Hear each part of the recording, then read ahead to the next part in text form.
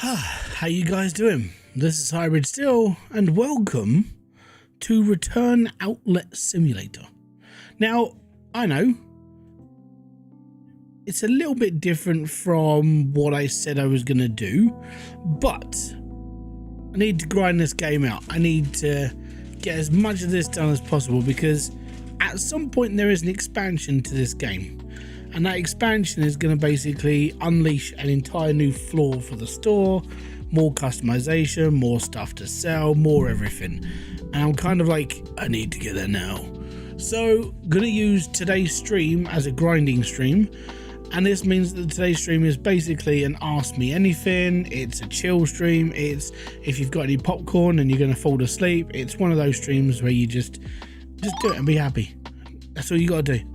So that's what we're going to do. I'm just literally just going to be like bombing through this as quickly as I can, trying to make as much money as I can, trying to keep it going as best as I can, and we've got this stuff to start us off. So that's a good thing. Now, basically just means I need to open up my shop and just start selling and buying stuff, and it's all good. You know what? I might get a second one of those. Maybe. Anyways, we'll see how things go. Anyways, so I'm going to open up these now. I spent a shed ton on this lot because I think these are all A's. And I was like, that'll do. I'm not buying anything less than A. It just means I don't have to repair stuff. It just means I just have to get rid of it and get it done.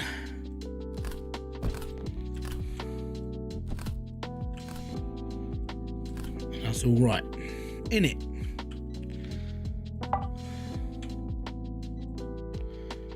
Stick that on my shelf.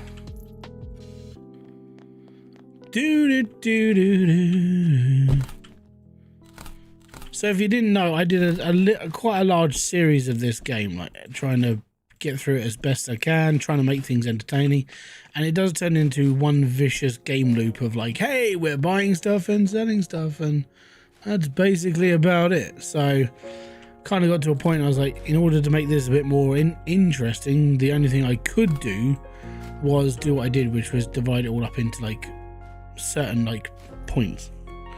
Good morning, hope you're doing well. Morning. Morning. Oh no, you're on the other side of the world. That messes my head up. No, it's evening here. How you doing?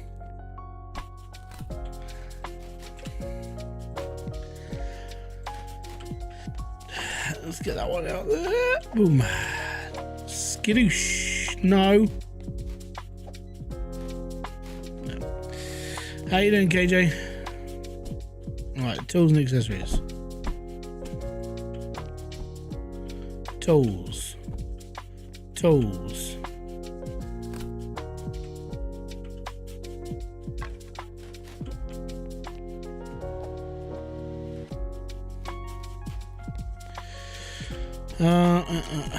Right, holy guacamole.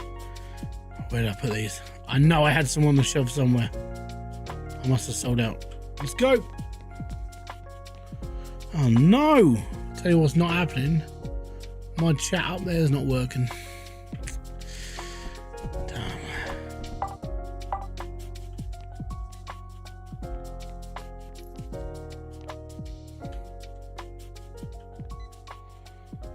I need an empty shelf for this stuff. There's an empty shelf.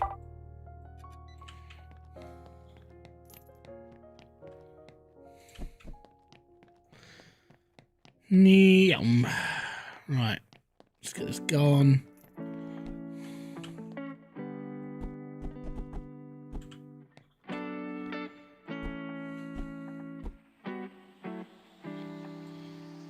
Yeah, I think that's all of those.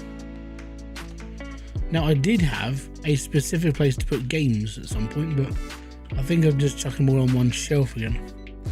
Even dude, how you doing, Claus? See, I think with how busy the shop is now getting, we definitely need a second point of sales. They can go up there. Consoles and accessories, that's a big box of headphones, that can go up on the top shelf. Computers and accessories, that can... What? Oh, it's a small box. Oh, that's too heavy. No. Oh no, 4 quid computer. Like, don't care. Oh no. Like a $4 keyboard. Do not give a damn.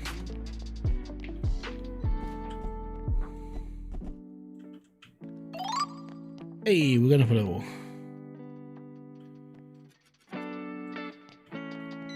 Doodle boom boom boom. Let's have a look in the box. Always rocks.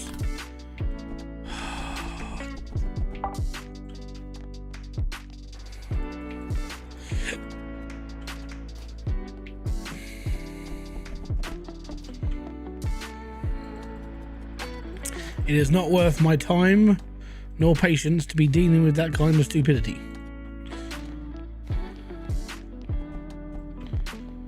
Doo-doo-doo. Oh yeah, put them over.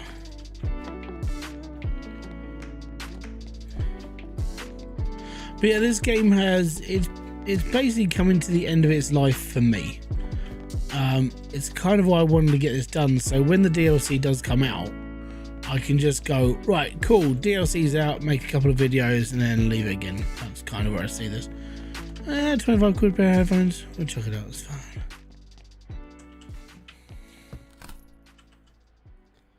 But it's a good game, like, as a supermarket, like, it is a supermarket game.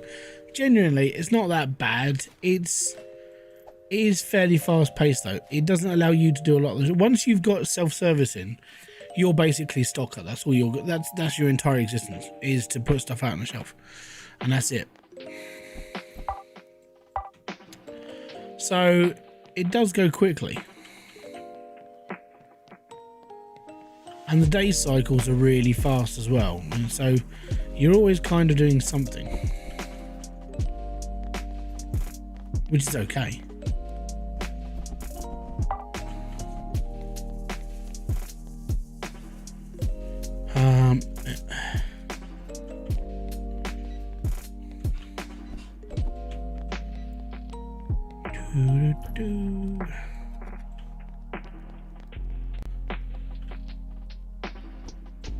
I have a shelf specifically for shavers. There we go. But yeah, don't forget, if you are enjoying the stream, hit the like, subscribe, notification button below for all other updates and all the other stuff I keep rabbiting on about. And the reason why I keep rabbiting on about it is because at the moment it's a little bit grim on the old YouTube. I mean, it's not nice. It's not a good time. It's horrendous. Everything's going to shit. It's a bad time, everyone.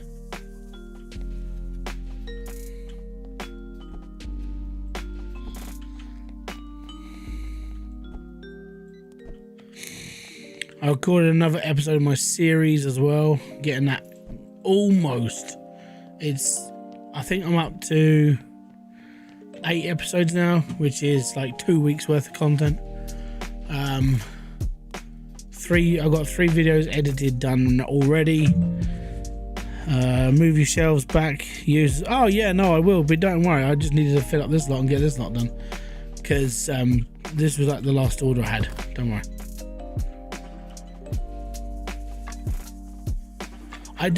So the way I would do it is like recording for a video and stuff. I'd be like, okay, I'm going to be doing this, and this. So where this is, I've already planned to knock all this through. Don't worry about it. It's just I couldn't be bothered to buy shelves.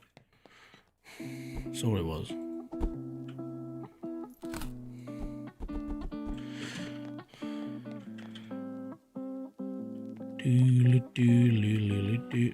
What was I doing there?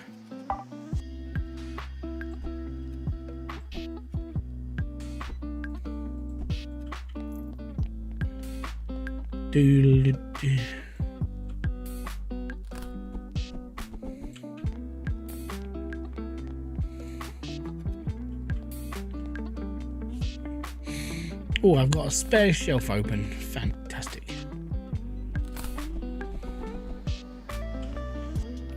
I wouldn't normally worry about $9 mouses, but as it's almost a whole shelf full, we're okay.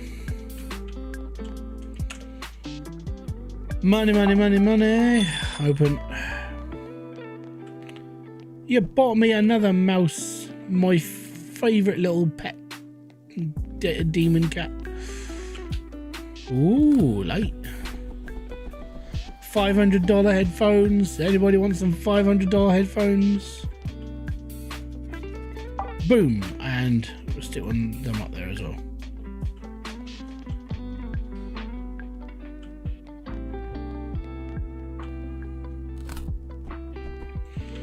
Nebula phones. Everything, by the way, is A-class. I haven't had to buy anything secondhand for a while because I just buy better equipment.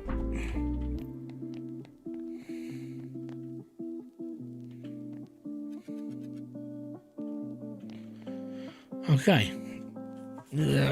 So we need 5, 6, 7, 8 shelves. You can mark prices up 100 of them. I gotta be honest, mate. Like, I don't really have to. Like, I got to a point where I was like, I'm kind of just 100 and I think I'm like 101, 102%. I rounded everything up to like the nearest 0. You know, like raffle tickets, 0 and 5s. But it had to be 0 because if you were half the price, then it was like 0.5p, and I hate that, and it does my head in. So what I did was I just made everything kind of normal, and then let the game just play itself. And I gotta be honest, kind of just sit here and make money, and I don't have to worry about that adding an extra 30% on top of the price. Because you make money off of unless you overspend on a pallet, which I've done once. Unless you overspend on a pallet, you will always make money on pallets. It is that easy, this game. There is no hard mode.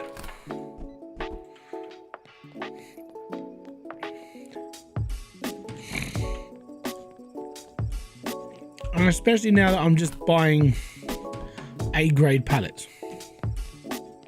And I really don't care about buying, like, crap.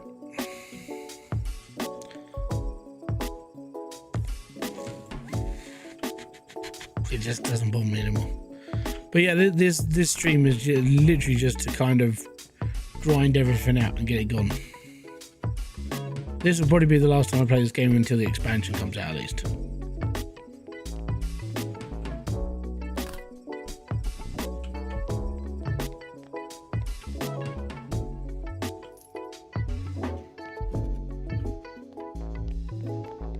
And now what we do... Oh, screw that.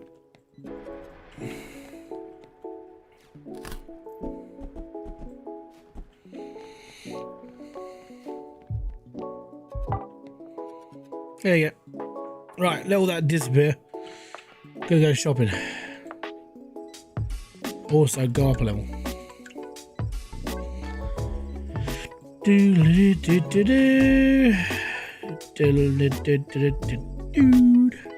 We need to do like 4 levels today, which takes us up to level 30, and then we can do like small orders for a video.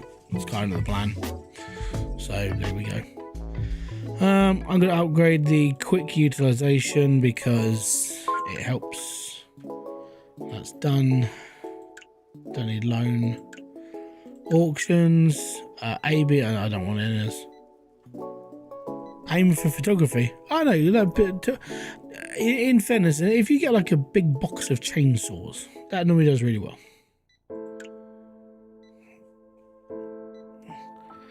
Wish my pallets were this easy to for my eBay shop. Yeah, I can understand that. Right, so things I always just go for A stuff. So I'm gonna buy that one, that one, that one, that one, and that one, and that one.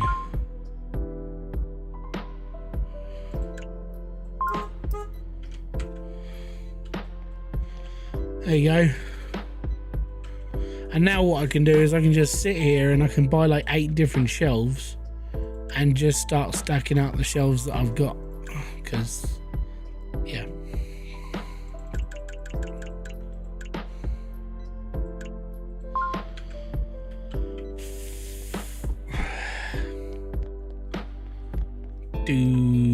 Do. I gotta be honest, man, if I had the space, well, actually, I've already said this to the missus.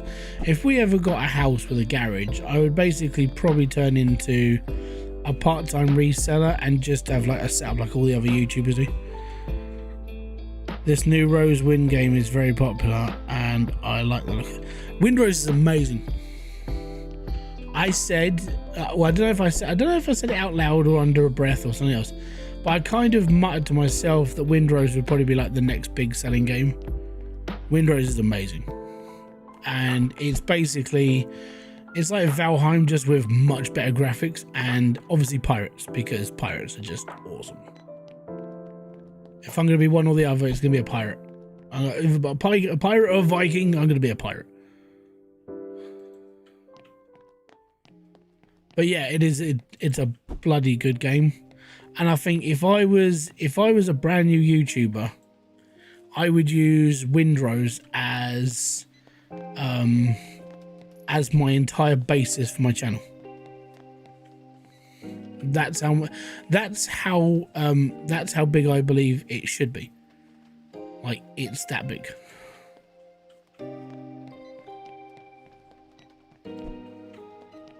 If I wasn't doing like all this stuff and waiting for Car Mechanic Sim, I would be playing Windrose.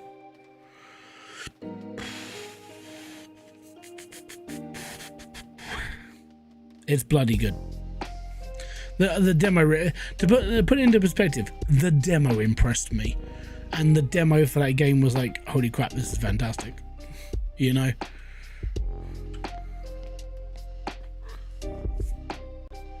It has the hybrid steel seal. It has the hybrid seal of approval. There you go. That's all I can really say about it.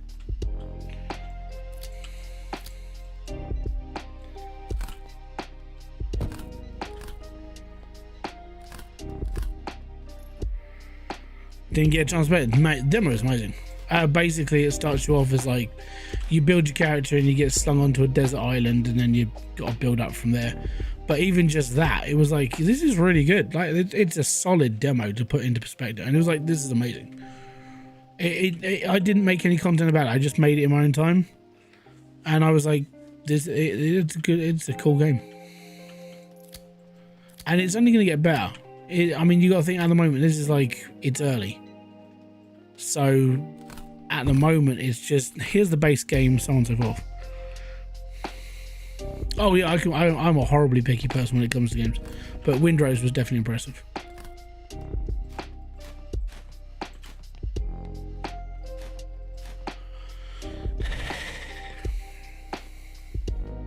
Yeah, there you go. So if the demo impressed me, right, imagine if I was in the game. I think if I was to put this into perspective, if I wasn't looking forward to Car Mechanic Simulator, right, and I didn't have any plans for like 3 months, I'm just kind of winging it for that time, I would play Windrose and I would shuffle content out as quickly as I could on it, because it is just a good game, and it's really good for content because it's PvE and not PvP. It's, you can sort of plan out your videos of what they're going to do, how you're going to do it, and, you know, build your base and do this and show people how to. Basically, the game is a tutorial heaven as well, because most people are going to look for quick fixes on how to do this and how to do that. If you're a YouTuber, that game is primed to be like, hi, I'm Hybridsteel, and today I'm going to teach you how to do this in Windrose. 5 million episodes later, that's all. Literally what it is.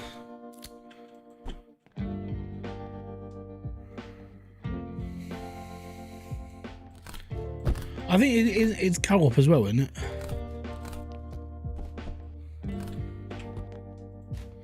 It's basically the game that Skull and Bones should have been, but Ubisoft screwed it up.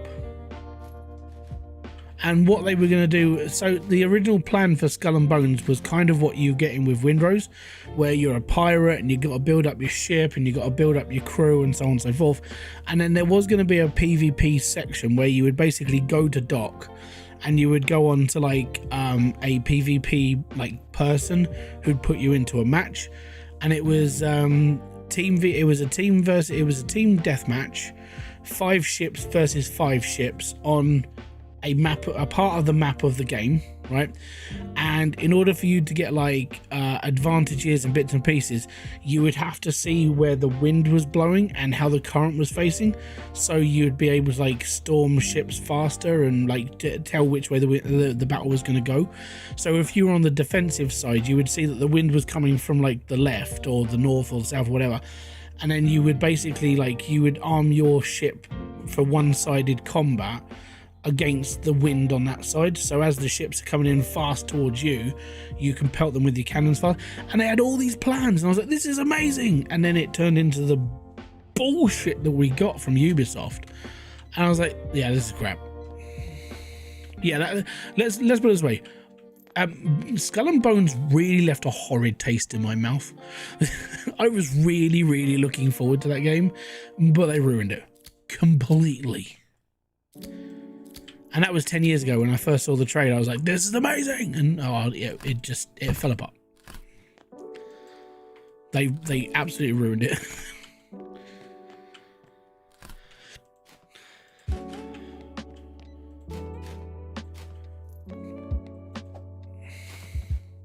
Multiplayer now. I played with 8 players on that. There you go. So there you go. Seal of approval for me. And you got Wheels and Resin in there sitting there just going, look, I played with 8 people, and multiplayer is fantastic.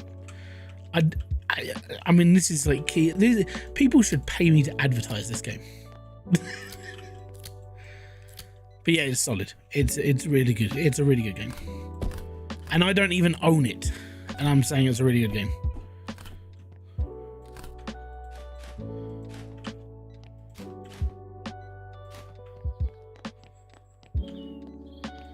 And no, I'm not looking for handouts because I'm gonna be busy soon. Yeah. And just imagine all imagine if you're looking to be like a YouTuber and bits and pieces. Like I said, it is a content treasure trove, just because of what you can do in the game.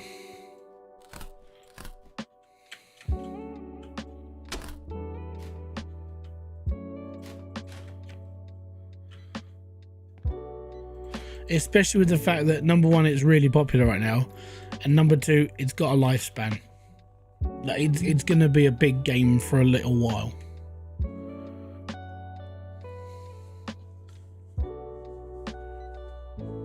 Interesting, it just said my chat was disconnected. Huh.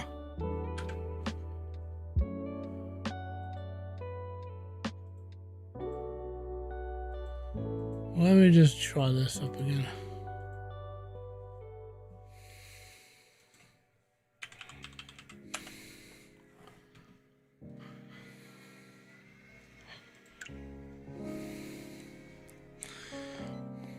Yeah, but that's the thing, right? Is, as you said, right, it's a grind, but it's a fun grind. So it's a casual game that people are going to enjoy. Even if grinding, you're like, oh my god, I've just got to go and do this. Fine, go and do it and be happy. You're not going to get bored doing it because there's lots for you to do. It's just good. And unless they really balls it up, it will stay like a good game.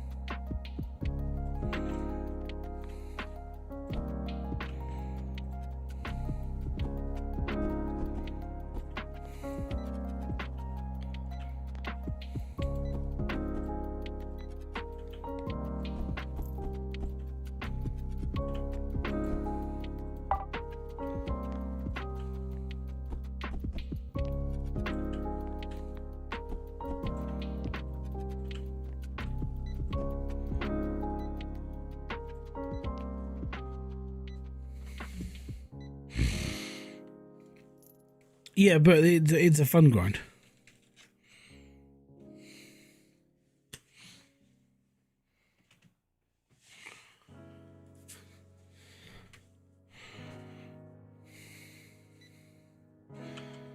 It's perfect.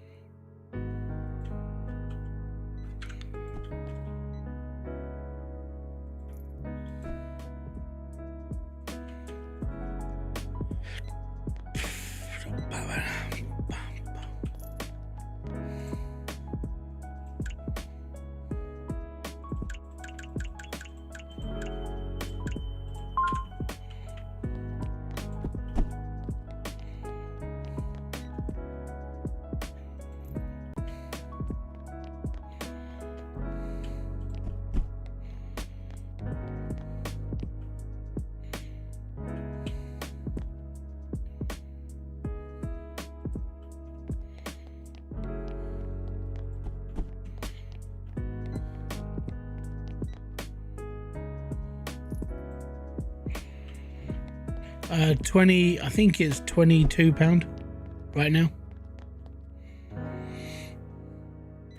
What you've got to consider is if it costs you 22 quid, you're going to get more than 20 hours of gameplay out of it. So it's definitely worth the £1 an hour. All right. That's how you judge games.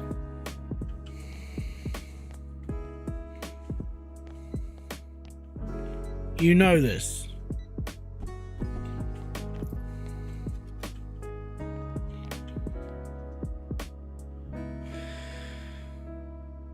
Of course there isn't anything there. You just walked into an empty shop.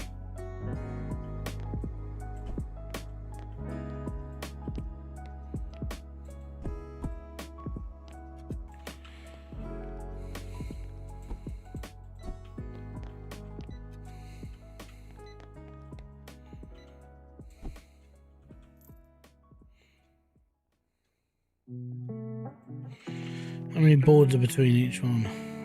1, 2, 3, 4, 5, 6, 7, 8, 9, 10, 11, 12, 13, 15.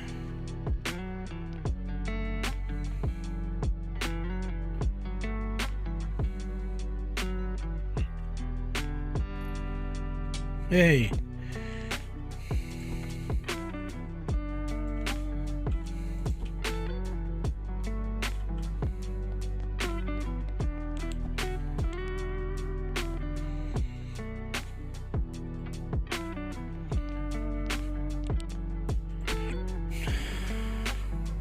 Yeah. I'd be surprised if you could finish it in 20 hours.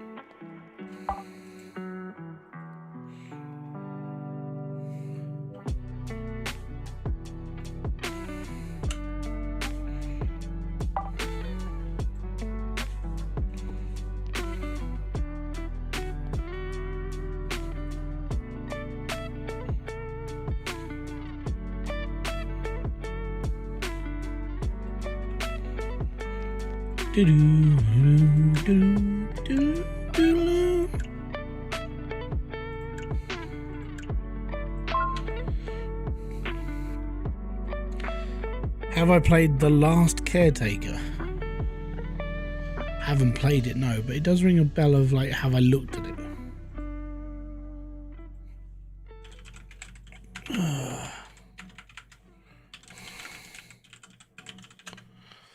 Oh, the spacey one. No.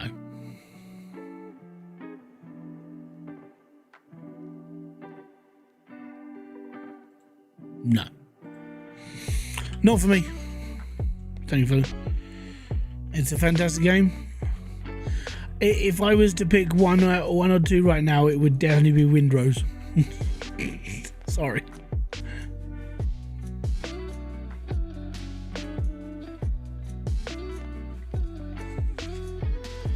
Okay, let's start unpacking.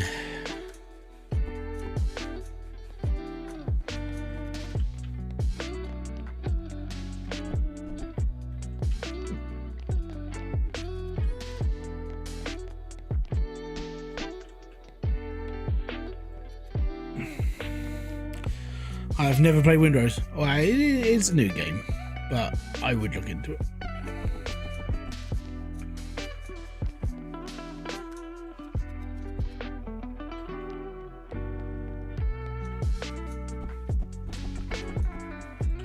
There's a lot of these on there.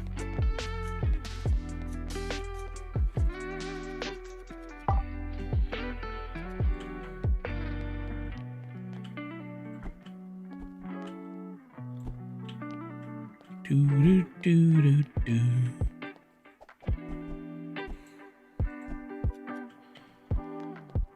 Right.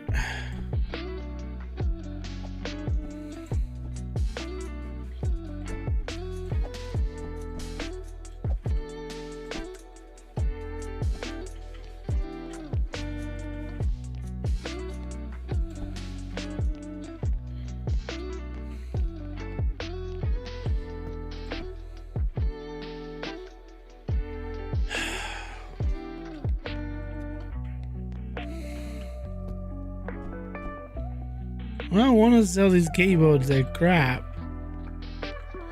But I gotta be honest, I kind of need to sell everything right now. I have nothing left on my shelves. Right, I need a gaming section. Gaming section.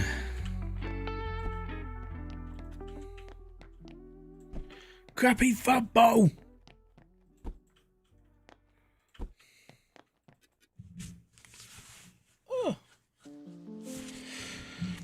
So you say it's like Valheim. Well, basically, instead of a Viking, you're a pirate.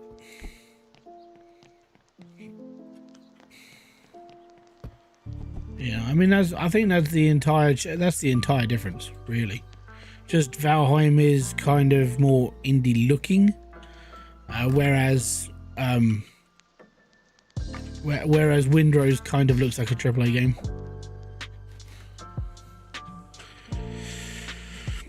That's right, no problem. Yeah, that's why I keep saying I'd like it, but at the moment, like I've already said, if I wasn't like hyped up and I wasn't kind of like getting into that whole mentality of like CMS, then I would be playing Windrose.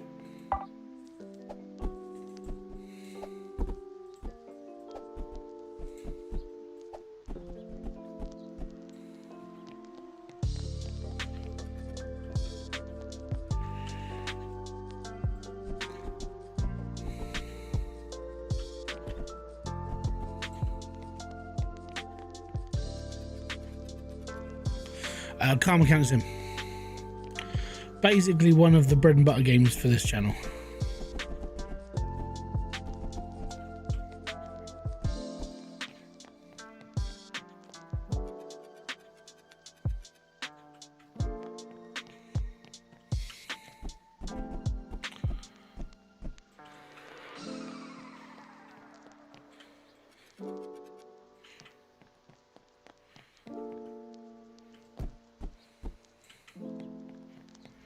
It's just one of those games, basically.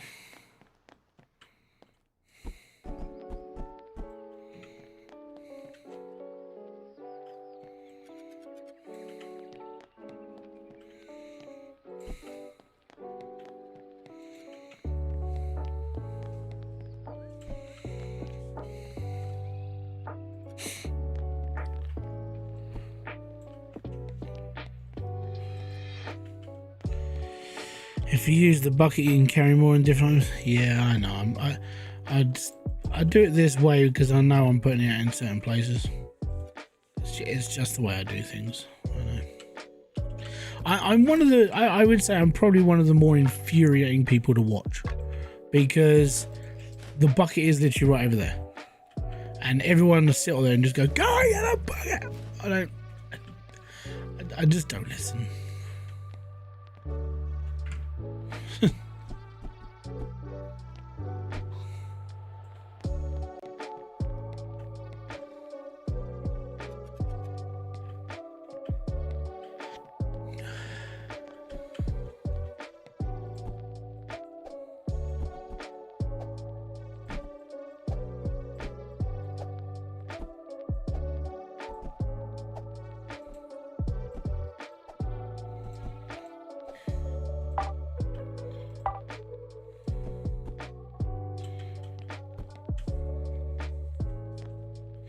Bloody pen drive.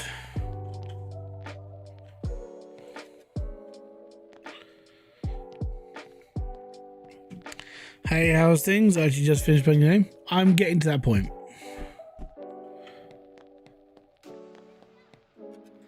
It's just going to take a really long time to fill my shop up right now. Well, I say that. These audio systems take up quite a lot of room.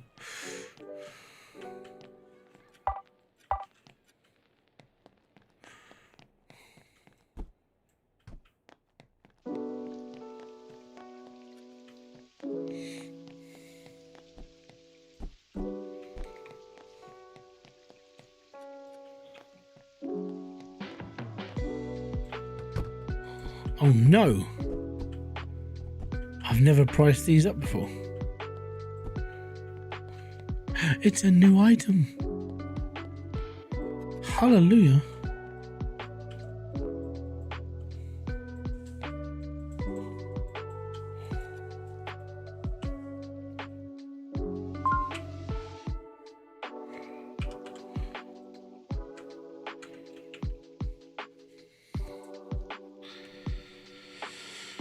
Level 40, fully expanded with 200k. Well done. Yeah, I'm sort of just looking to expand out until I can't be bothered. And then I know at some point the DLC will come out, and then I can't be bothered. Ugh, bloody pen drives.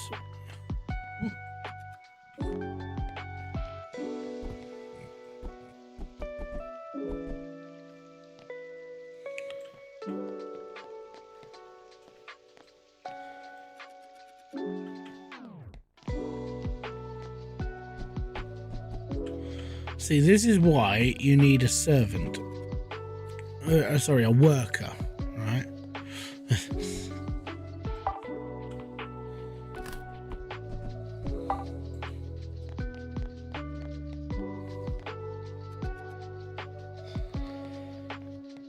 Shred the pen drives. I'm okay. I don't mind. I get annoyed with them because they're just so little, but they're actually worth more than these keyboards. Like these ones are a £5. These are like 10, 15 quid. So technically, I shred the keyboards more.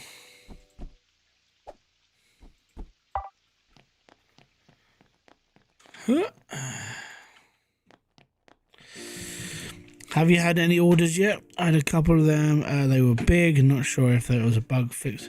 I haven't done orders yet.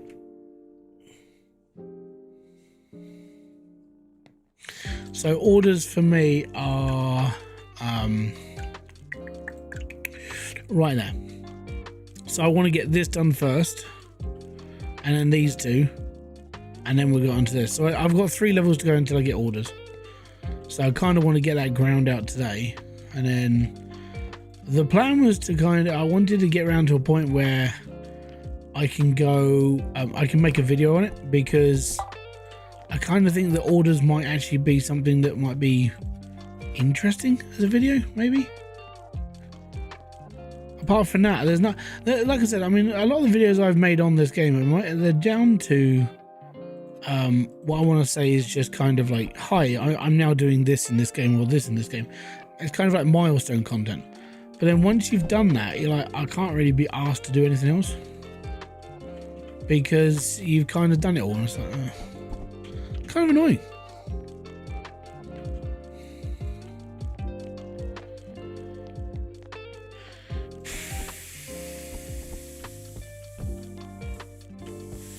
I ain't done those routers before. These are £500 headphones. Where did I put these out before? No. Oh, I did.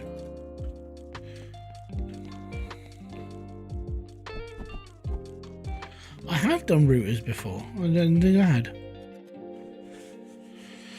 They are very few and far between. It's a customer and randomly comes in with a note with an order, and you have to know when they arrive, which is hard if you're undoing a pallet.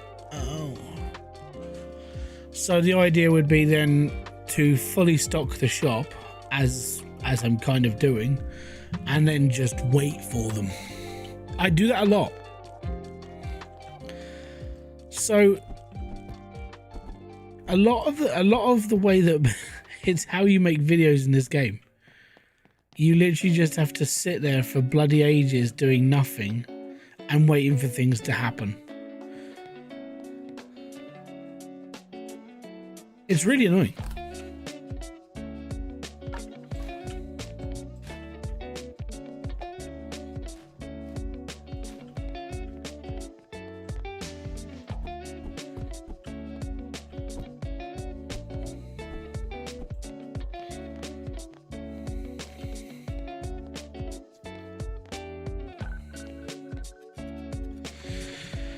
No, as they only want certain things that you can only give them so many of one thing, and you have to collect special items for extra profit.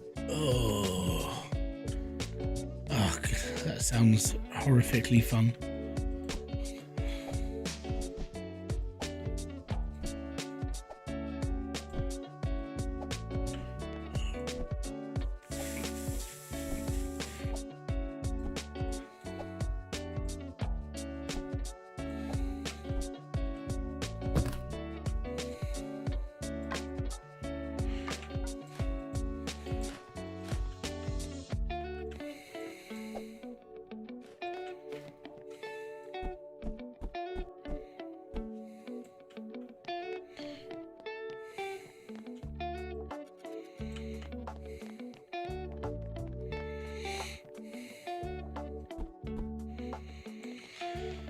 Do I have a music section to check? Nope.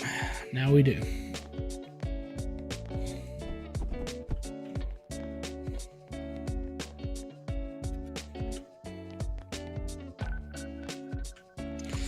So they only want computers and accessories and 2 other categories, and then the special item was a kitchen scale that needed to be white, or so specific things.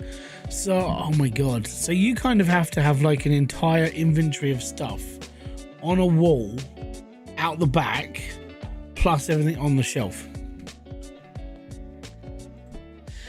Jeebus.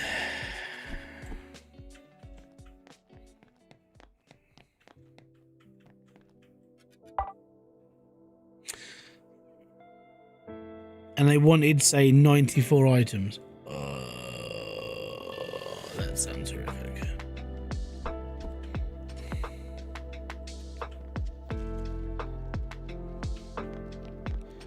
That sounds terrible.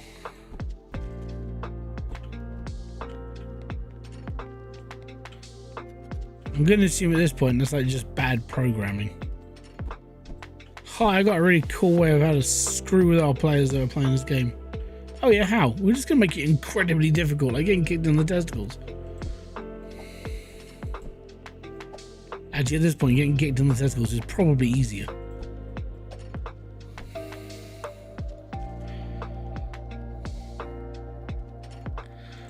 Sounds about right. Yeah, so it's almost like you need a whole shelf of like everything out the back. So you need a whole shelf of microphones and a whole shelf of this and a whole shelf of that. So you basically need to keep 2 sections of inventory. 1 outside on the shelf, and then 2 out back. Oh my god, that sounds horrendous.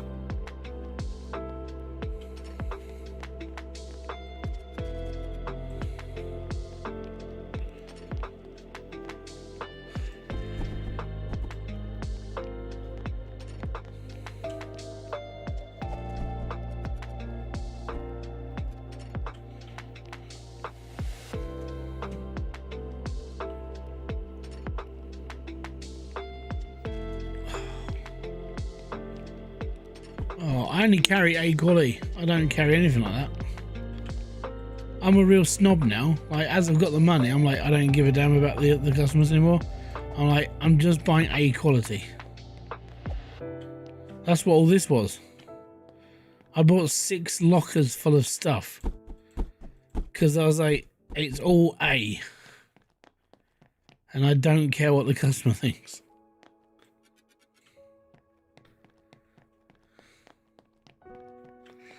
Right, everything else is boxed.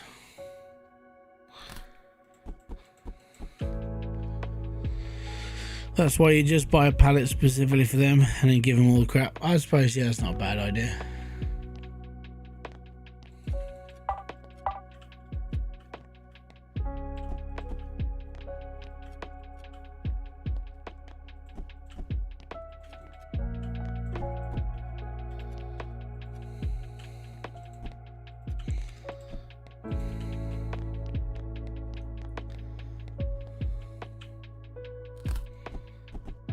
Oh, we got a gaming section now.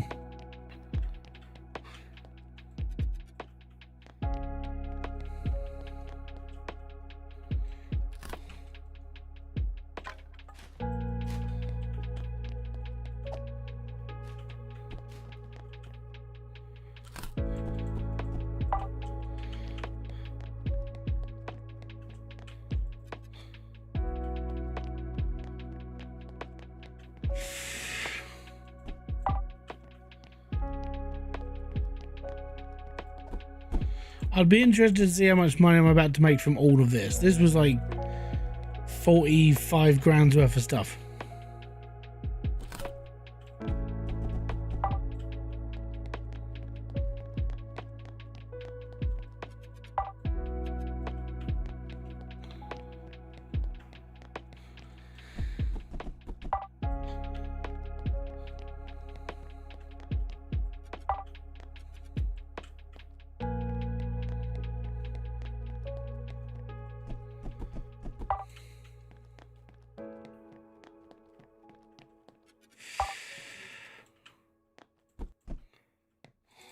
I think I'm going to move this to there. I'd say about 6. Yeah, I guess to me. And we got 15 in the bank anyway, so I'm okay. It just means I'll just buy more pallets whilst I'm doing this. The way that I do it is like fill the shelves and then just keep buying and keep selling, and then just all the time you're basically just rotating stock constantly.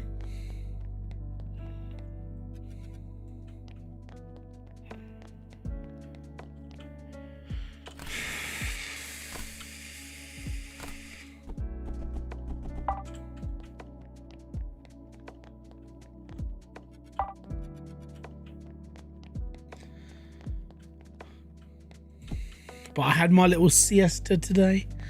Basically, I was taking the kids to a Cub and Scout kind of. It's almost like a jamboree where they turn up and there's loads of other Cub Scouts and Beavers, and they're all doing like little activities and team play and everything else. It was really good for them, really cool, and it was like, yeah, I kind of enjoyed it. It was nice just to see them all happy instead of screaming at me. It was alright. But I came back and I'm like, I'm really hot, I'm really hungry, I'm tired as well, because I didn't I was living off of like little sips of water because I forgot to take food and drink with me. I thought they'd have a little shop there at least. Nope, turns out no, they didn't do that. I was like, no, I'm gonna die. So I got back here and I was like, I'm gonna have this and this. I can't eat it all. So I started so instead of taking Wegovy and stuff, which you have to go through the doctor, in order to get Wegovy, you can go private, which costs money. Right, and the weather was nice. Yeah, it was good. It was like 19 degrees, no wind, blue sky. So it was like burning. I don't do well in heat.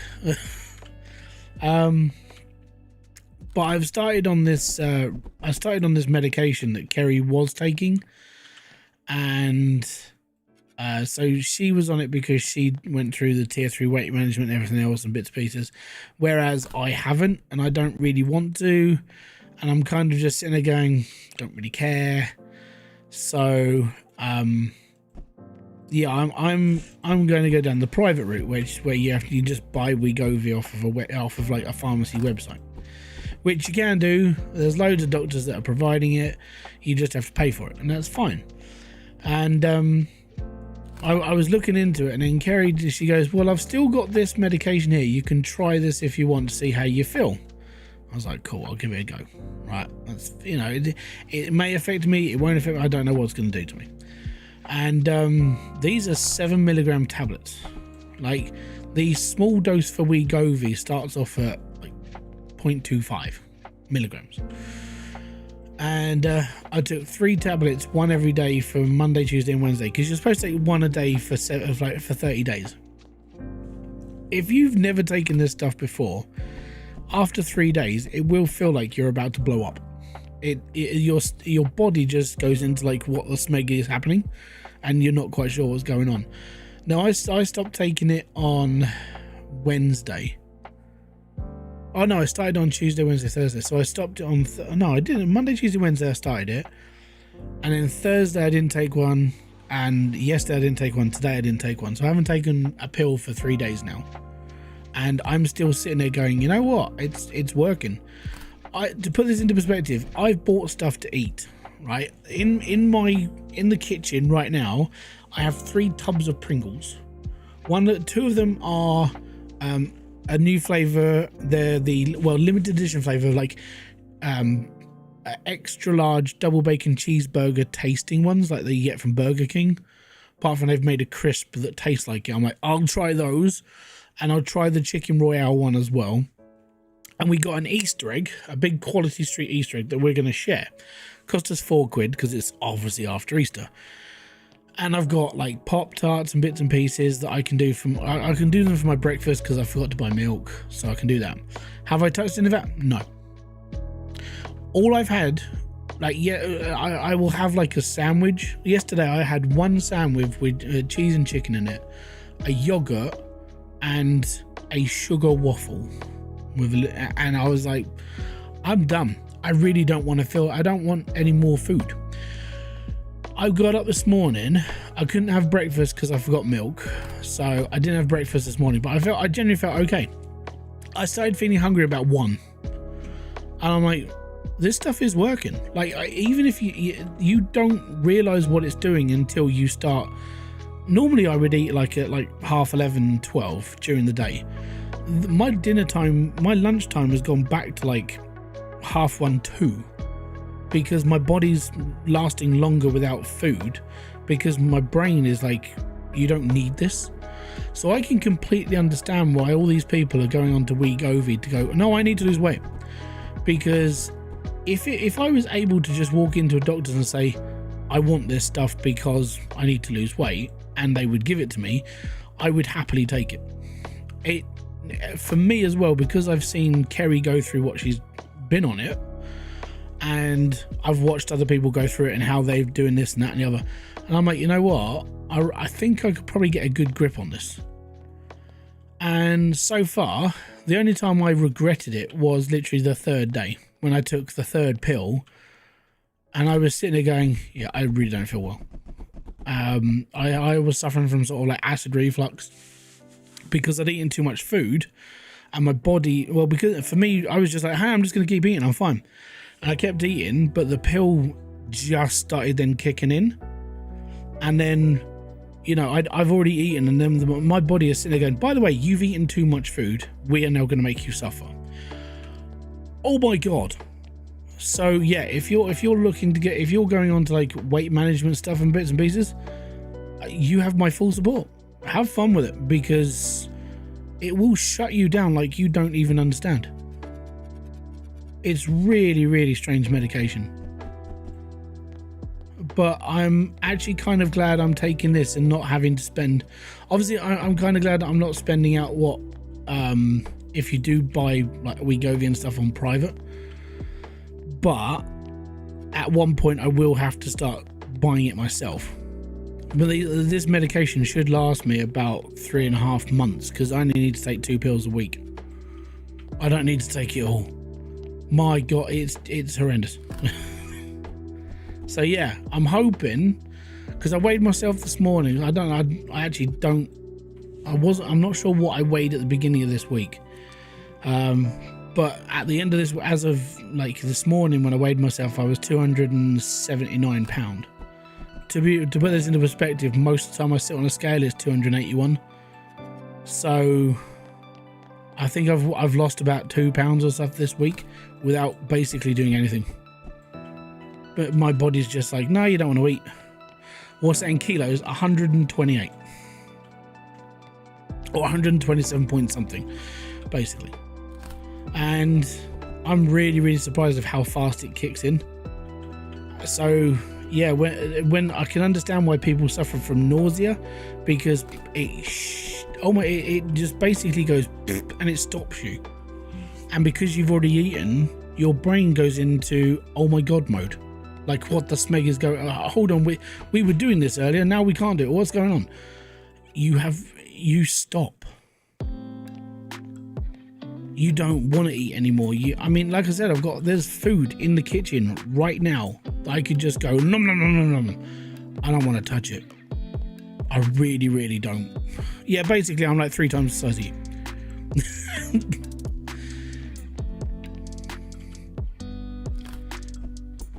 It's not great, let's put it that way.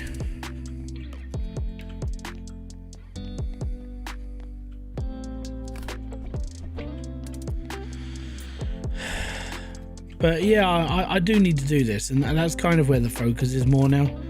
It's one of those things that I've already said to myself, even if I had to pay for this is kind of what I needed to do, because I'm still going to a gym, I'm still weightlifting, I'm still doing this. I just need to lose the fat.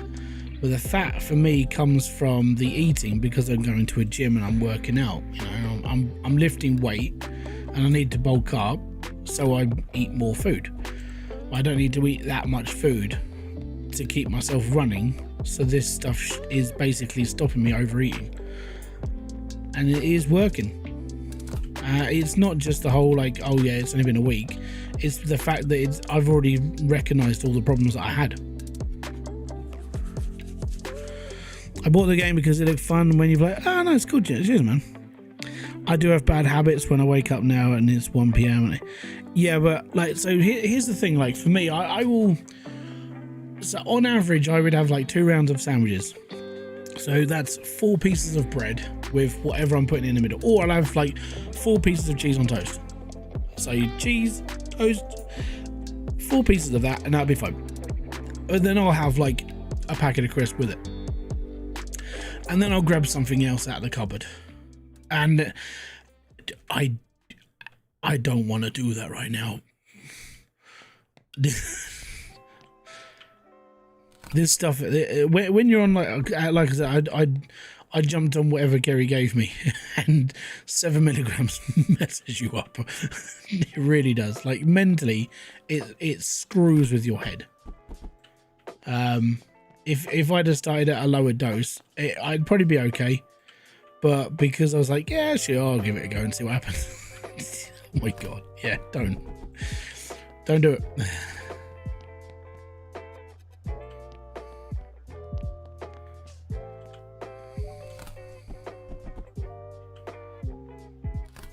Oh, their phones. Okay, but it's been an experience. So I'll give it that. And like I said, I'm on this until I finish the box, and I'm going to be taking 2 pills a week for the foreseeable future until I run out.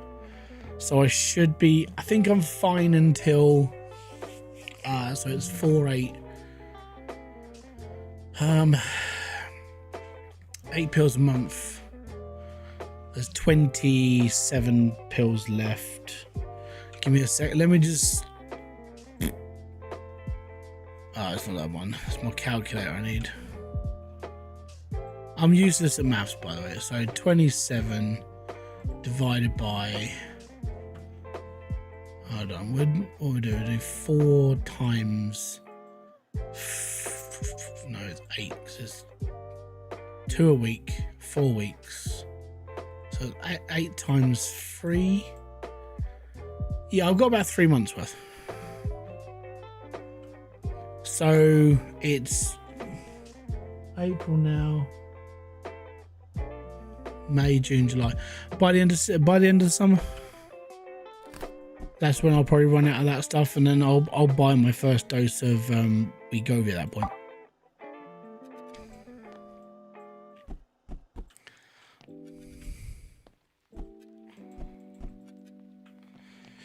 But yeah, it depends on you. I've gone through. I've got websites where I can pick up like discounted. Like you basically buy them, but then they'll do like a trial version, and the trial version is 0.24. It's 0.25 milligrams, and they normally do like a first-time buyer's discount thing, so you can get a pen of Wegovy for like 65 quid, which will do you 4 doses for a month, and then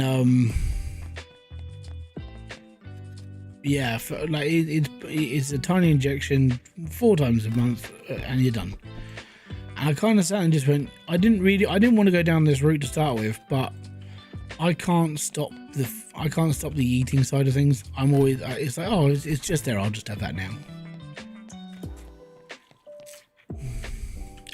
But I was brought up on that whole, well, if you finish your plate full, you can have your pudding. So I've always finished food, and I've always had extra because that's how I was brought up.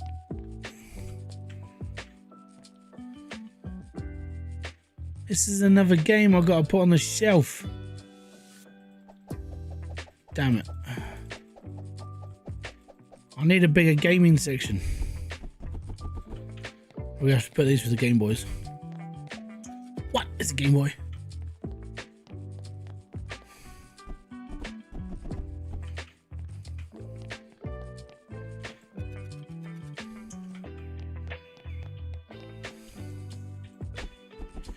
But yeah, so I will keep people updated and stuff. As I say, I'm still going to a gym. I'm still actively going there. I'll go back on Monday now. There's no point in going back last week because of like kids were still in school. Well, no, they were coming out of school. Sorry, not in school.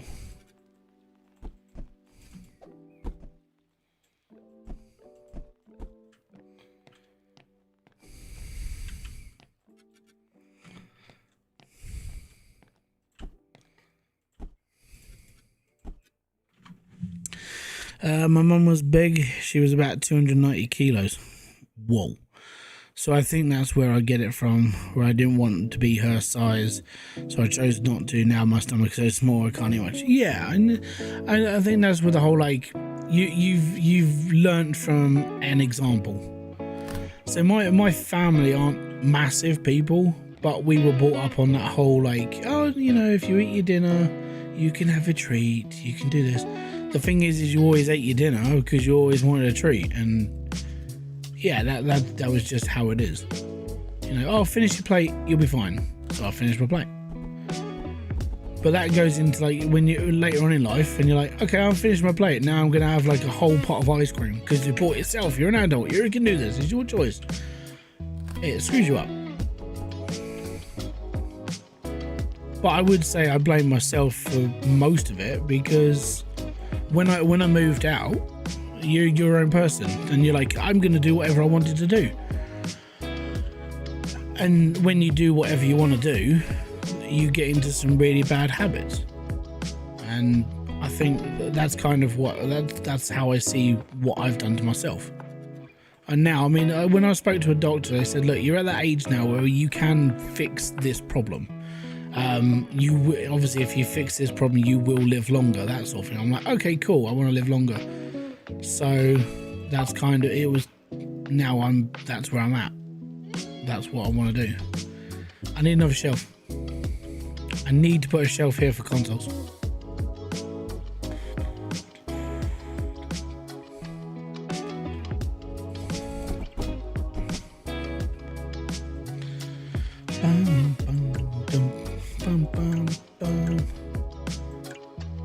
But it's weird, but it's cool at the same time. I'm kind of glad that I've started it like this because I'm understanding it faster, and I've seen, as I said, I've seen Kerry go through it all. I've seen what she's how she's dealt with it. Most of the side effects I've seen through her, and it kind of prepared me for what I was about to get into.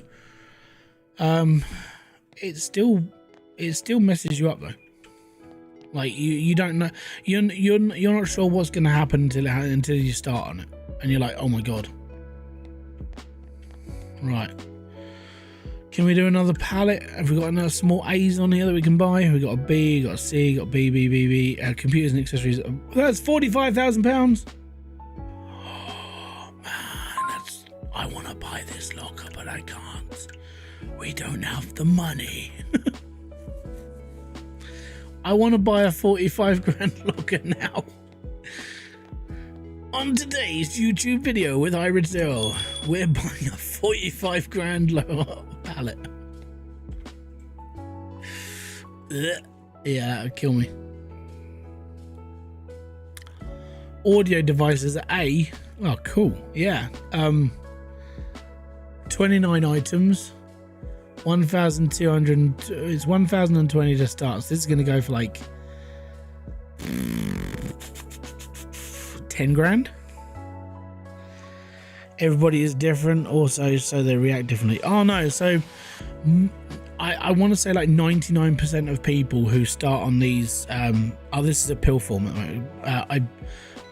I've got a pill version of it. It's the chemicals they use, it's because of your Russians.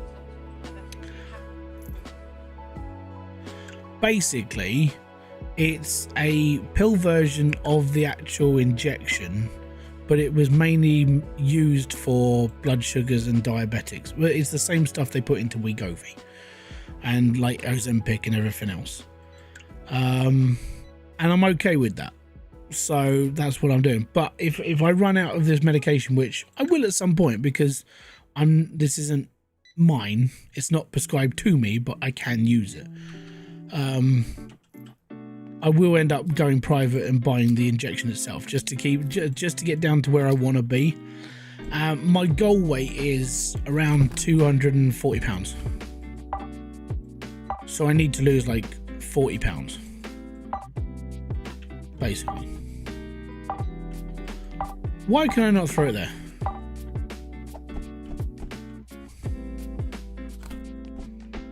That was my goal.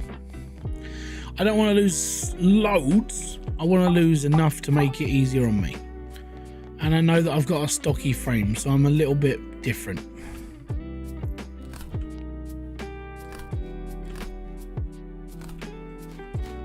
So I think if I lost too much weight, it would look a bit stupid, basically.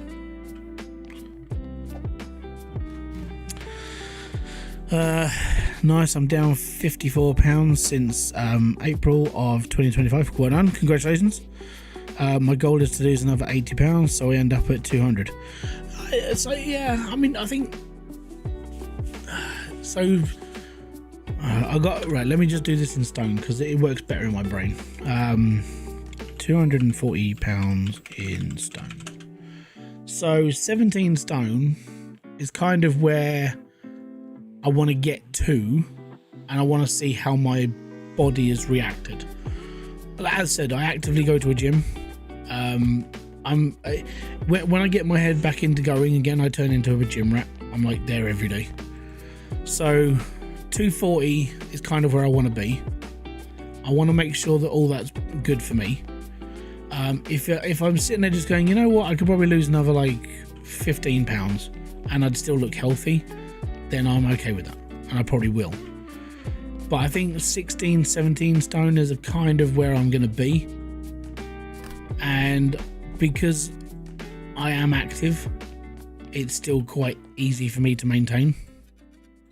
And I do want to get back into playing baseball again, so I do need to drop like 3 stone, 4 stone. So that's in the UK, we measure a lot in stone and pounds. So when I put it into a stone category, because I was brought up on stone, it works better in my head. Oh, I know. Well, the thing is I think if I was gonna do this without the medication, I wouldn't do it, because I would just go, oh no, it's okay, I'll get around to it. So doing it this way is unfortunately one of the very few ways that it would work for me. So yeah, thanks for the luck and all, but it's I kind of I kind of do see it as cheating, but at the same time it's good for me because it's how I need to do it.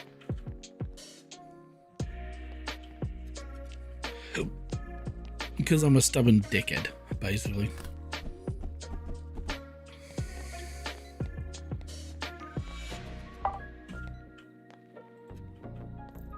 Right, there we go.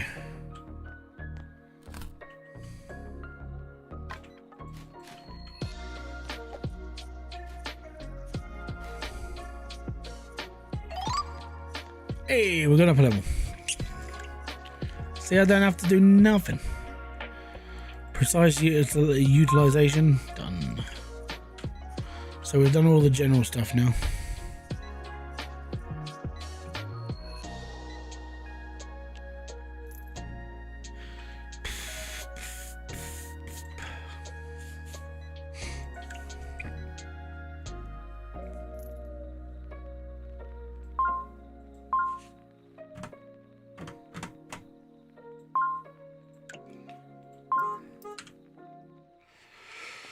Found a couple of cool special axes on the game. Oh yeah. Not like the blue one, but a different one.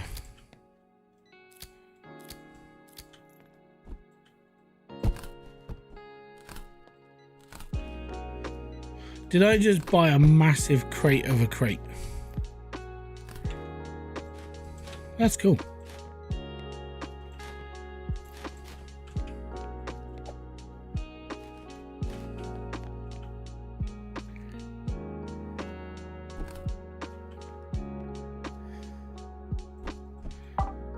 £800 a piece, my boy. I got nowhere to put them. Here, have a chainsaw.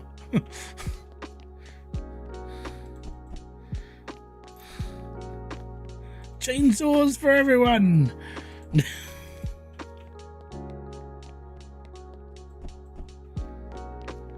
Does anybody want a chainsaw?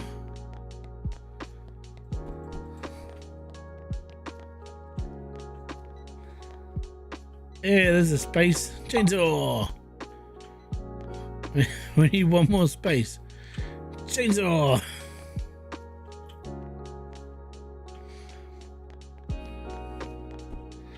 These are £800 a pop. Chainsaw.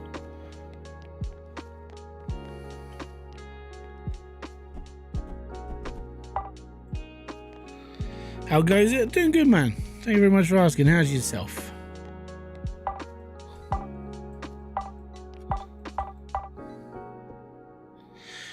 Damn it! I can't put any more in. We're looking for a spare shelf. There's a spare shelf. No, and that one. Actually, we'll chuck that down there. There you go. Is that our new logo you've got now? Which one? The one in the icon about here? Yeah.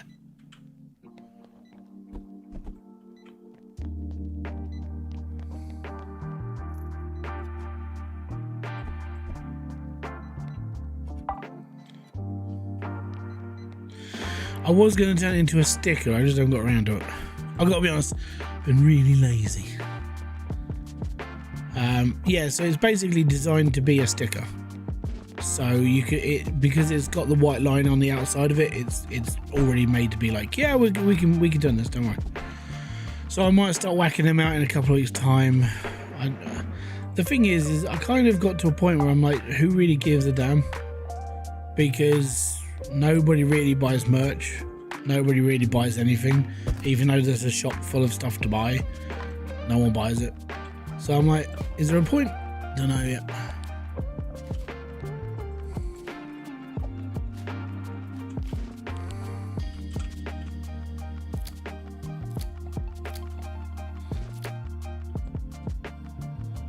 I might have to read the book again, like super fan book.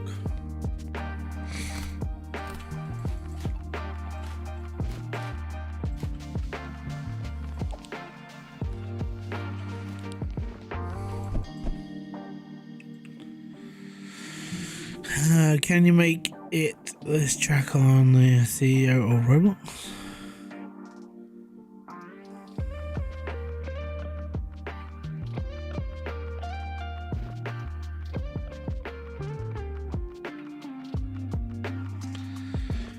Hold on, what can you make it this track on the CEO of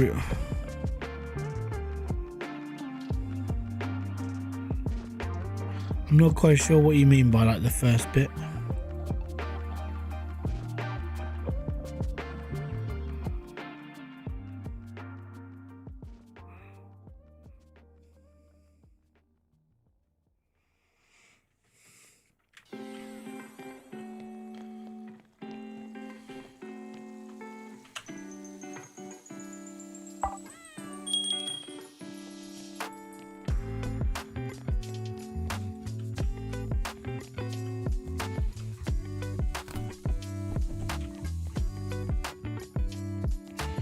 How you doing, Scar?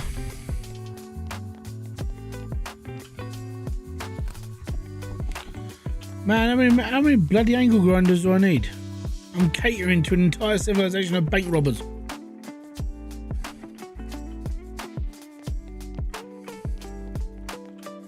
More angle grinders. Yeah, see? Yeah. GTA inspired crimes right here. I don't want any more angle grinders. I've got like 4 or 5 shells full of them.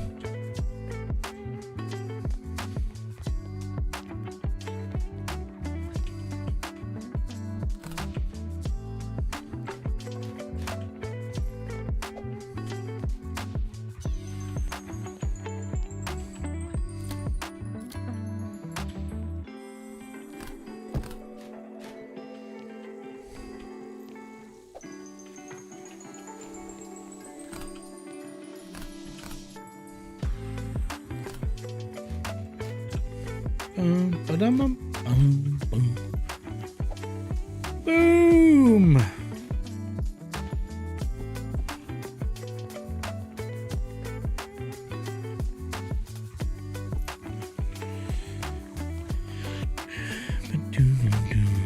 Right, these are the crappy keyboards. They can go there. You can toss bags into the shredder if it's close. Yeah, but they don't really do a lot. Where did I put those guacamole machine things? Probably there. I've lost all sense of where I put stuff. Void Frontier. Frontier Psychiatrist.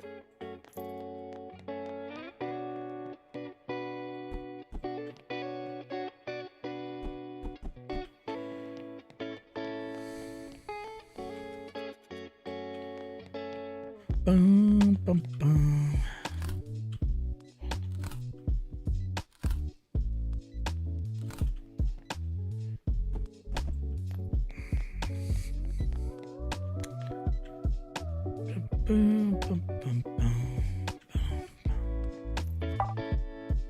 Different headphones.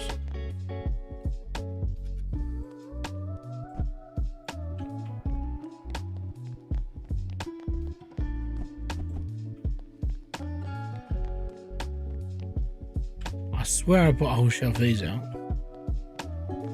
Probably did, and then they've all been taken. Huh. Can somebody buy this pen drive?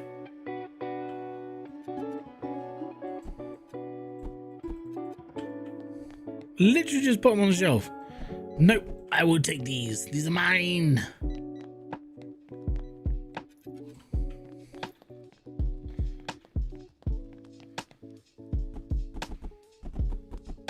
Riders on the storm. Dark Riders. We haven't got a shelf for that, so there we go. And oh, we have got a void one. Oh yeah. Imaged. 25 grand.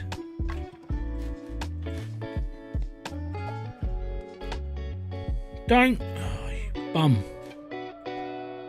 Sorry, cat. I kicked you about, didn't I? Really sorry. Right, pallets. B, B, B, B, B, A. Oh, so we'll take that. Computers and consoles, buy. And then we'll just have that one. That's fine. It's mainly because it's an A quality palette. And it comes with a lot of stuff we already have on the shelf.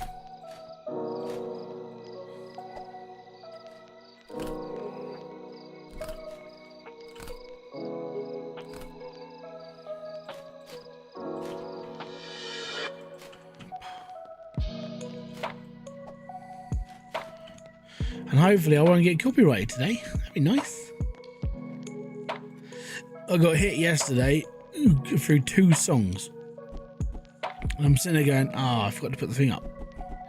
Basically, if I don't put that up above me where it says what song it is, they normally get copyright claimed, and then I have to dispute it, and then the money goes into SCAL, and then I have to wait for like 30 days because the Dinlo on the other side is like, no, I don't know, we'll just have a look at the dispute, and then they leave it and leave it and leave it and leave it. And then the video stops making money, and then they release the video, and it's like, cool, cheers, guys. Yeah, but doesn't do anything for me, does it? So I have to deal with that nearly every month. Right, Game Boy games. It's a different Game Boy game that we've put out before, which is these ones.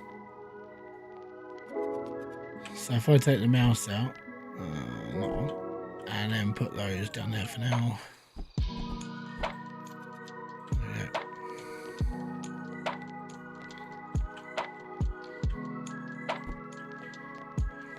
Tendo Tingu. Yep.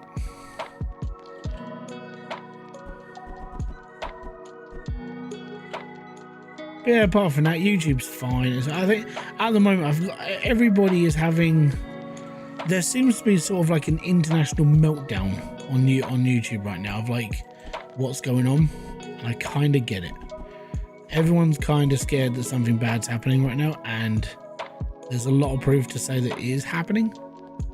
All you have to do, if you listen to any content creator that live streams right now, and they kind of just go on little tangents, they'll probably tell you about what's happening, and basically they're not getting paid as much.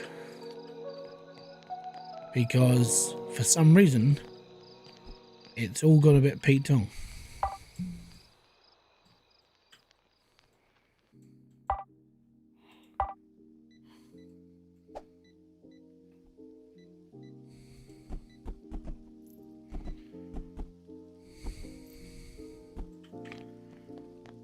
Void Frontier. Please someone buy a copy of that game off me. I have a whole shelf full of it.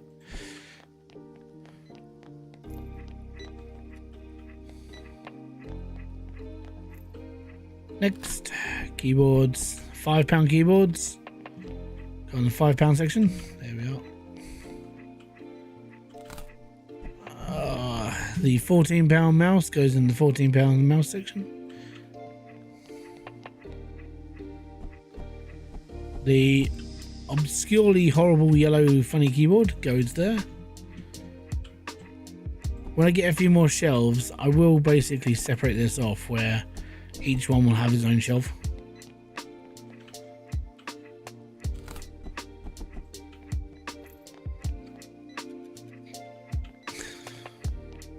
No more.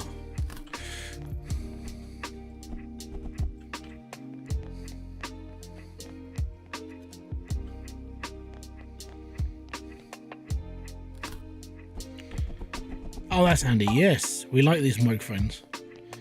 With this Ferrero Rocher, you're really spoiling us. Damn it.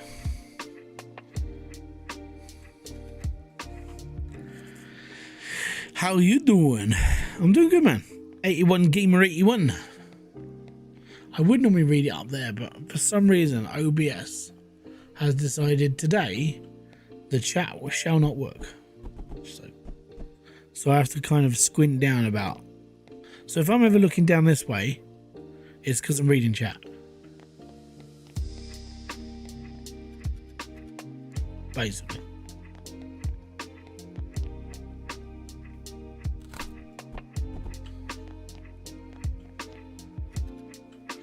There we go. Oh no, it's the horrible pink one.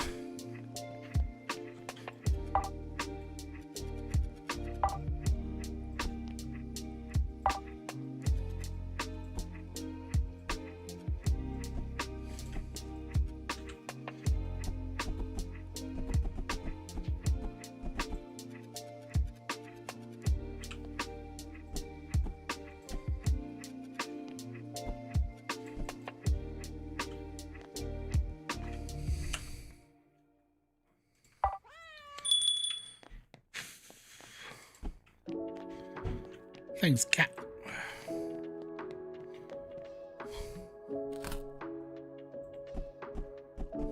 Oh, it's the really weird coloured one. Hate that one. Tried the experimental on cache cleaning, Sim XL auto packs money now. Awesome.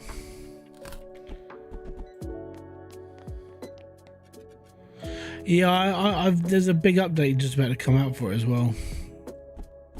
I don't think I haven't got enough time. So to put this into perspective, what I've been doing for the last couple of days is I've been recording a series in the background. So it's why I've been a little bit.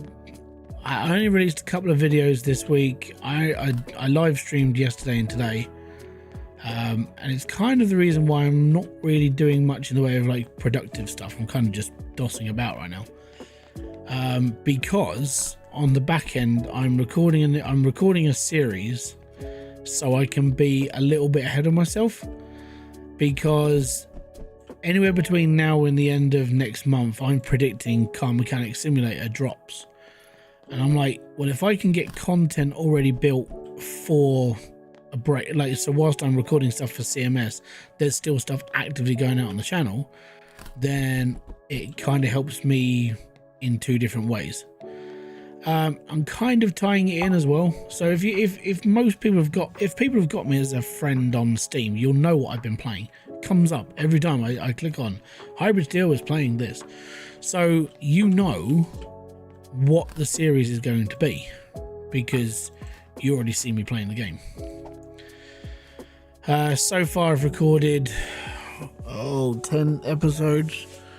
Each one's about an hour and a half of a recorded session, so it normally condenses down to about 35 to 40 minutes worth, and then we go from there. And I've got the first free drop next week, so Monday, Wednesday, Friday, and then the next free will drop the next week, and so on, unless I do it like every day, because I'm planning to do this until CMS drops. And I'm just trying to keep myself ahead of it, basically. And the only way to keep ahead of it is to literally record like 3 videos a day and then drop it every other day and just try to get ahead. But yeah, it's hard to predict when something's going to come out unless you get a solid date. I'm kind of hoping like Claus gets back to me and he goes, hey, by the way, they've got this as the release date. I'm like, cool, and I can jump into it, because I know he's in the Discord and I'm not. Thank you very much. Much appreciated to become a member for 24 months. Thank you very much. If you want to become a member, just like Gary there, hit the membership button. It's 99p a month. And 99p is cheaper than any cup of coffee you're ever going to buy. And you pay that a month, and it helps me pay into games and buy little things.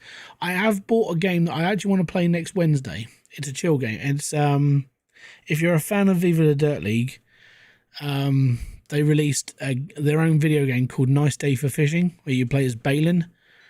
And on loaded.com right now, which used to be CD Keys, they're doing 80% off it, and it's £3.99. And I was like, I have to buy this. I'm a massive fan of Viva la Dirt League, to a point I was thinking of getting their stupid tattoo to me, because I like tattoos.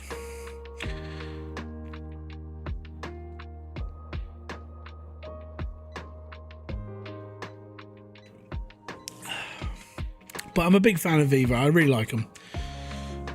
The problem is I would love to buy their merch, but you have to get it from, you have to buy it from New Zealand, and it costs so much money to get it here. I kind of wish they would set up like a European distribution base and be like, now it's cheaper. It doesn't now cost $35 to get anything like shipped to you. It's kind of the downside to it. Thank you very much for doing the 5 gift members. A boom to you, sir. You've all become members. Oh, look, an XL. 14 grand. Yeah, we'll buy it. It's mixed, so cool, man.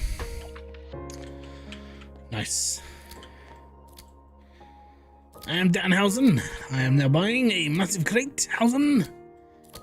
And we are good. We are good, Hausen. Very, very good. Very, very evil.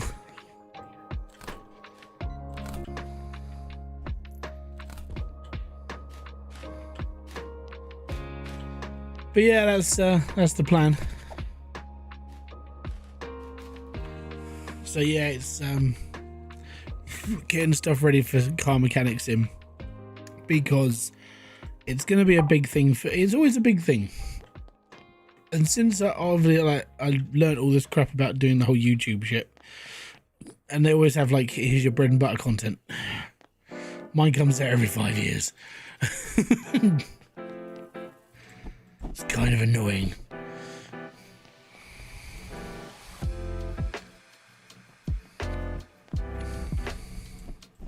Hey, I got some more chainsaws. like I need more chainsaws. This game is like, you're a murderer. Go and kill people with your chainsaw. Dude, look at these funky green kettles.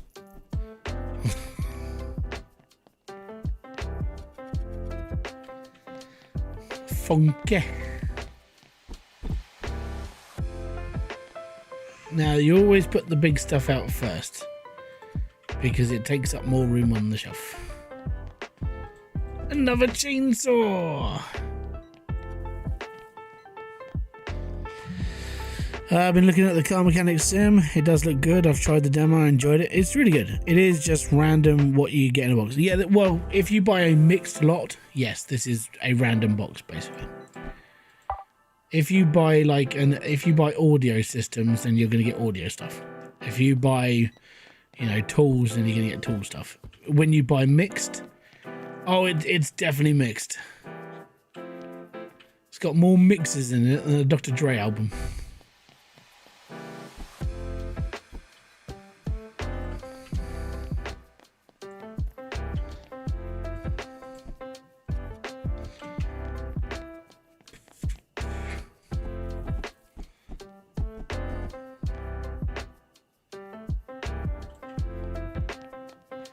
Most is really good stuff though. This is like the photography stuff's really good.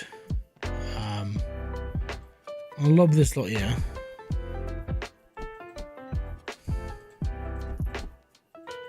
There we go. Swimming goggles, anyone?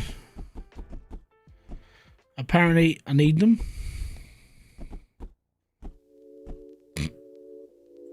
I've got so many.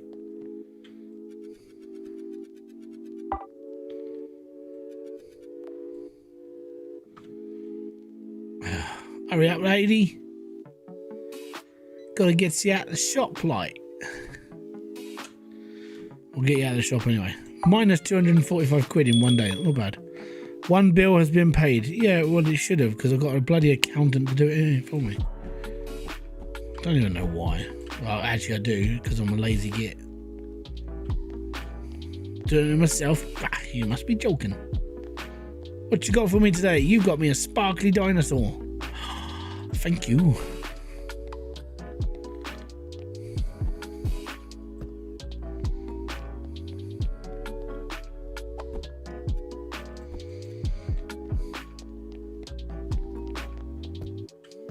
Right.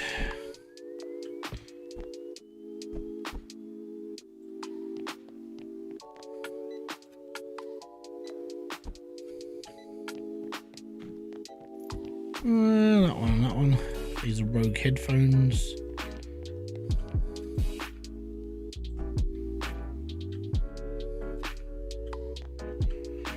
I'll put them on the shelf with headphones. It's fine.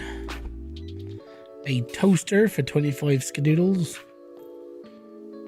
Spare shelf. Boom, there's a spare shelf. So the idea is just to keep pelting my shelves full of stuff until I get bored, and then expand my shop again and just go ham on it again. It'll do, pig. It'll do. Oh, it's around here. There it is. Yellow stuff.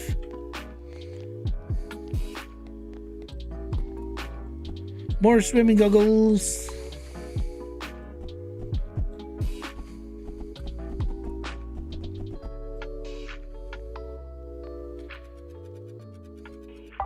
That's right, I'm going to be moving the Astro Pro, which is this amazing laptop for 1,300 quid. Apparently no one's bought it yet.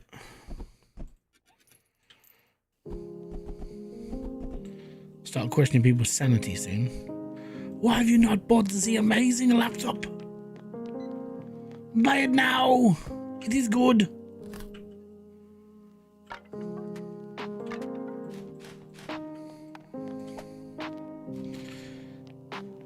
Bum bum.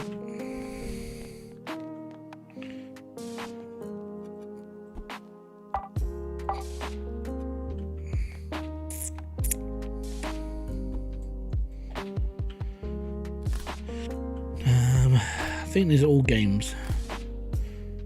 Saying that, and they're not all games. Yay me! Right. Speed Rogue, that one. Hey, we just went up another level. Yay me! It's another level, bites the dust, that is. Another one bites the dust. Another one bites the dust. There we go. Right, what's this box? This box is more of the same game. What about this one? Nope. This one. Nope. This one. Nope. This one. Yeah, game. And then the rest of all those watches are going to go on the shelf. Buy the game. It's amazing.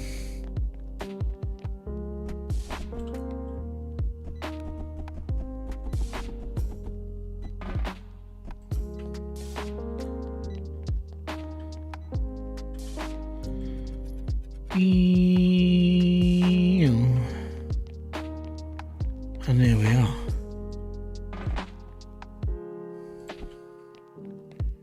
More bloody pen drives. I hate pen drives.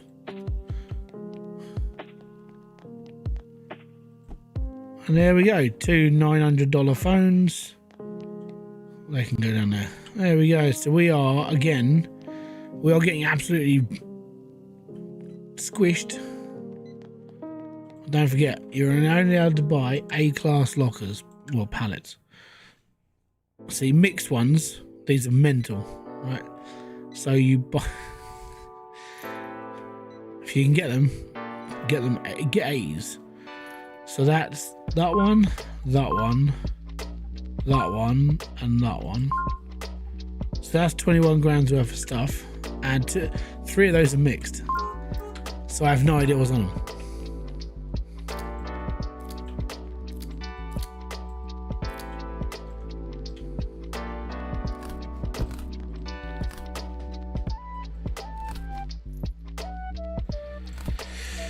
Gotta go. Hope you have a great stream. I can tell you'd always be having fun. I'll see you again. Peace out, man. Have a good one. Enjoy yourself. Thank you very much for the 5 subs. It's most appreciated. And hopefully the people who were subbed actually go, Jesus, I haven't been on this channel for like 6 years. And they finally come back. Because you never know. He still makes content. Yeah, nearly every day. I know, it's a miracle.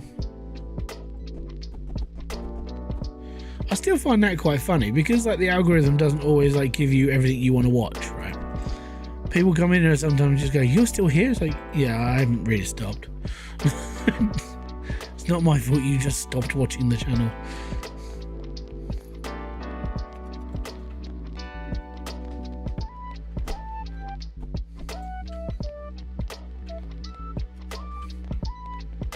But I know I'm not for everyone. Definitely.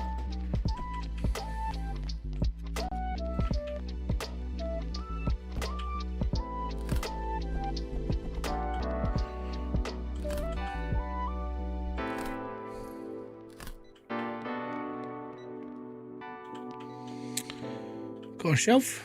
Spare shelf? We've got a spare shelf.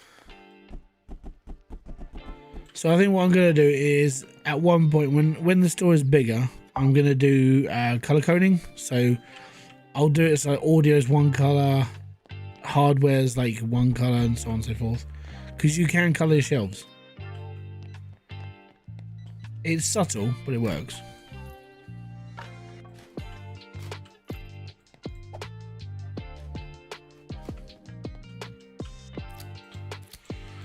Yeah.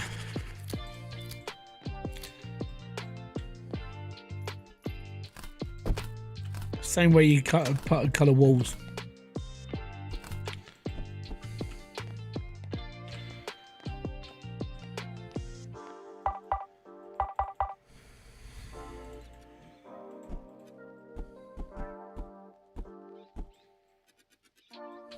Not enough space on the shelf, my ass.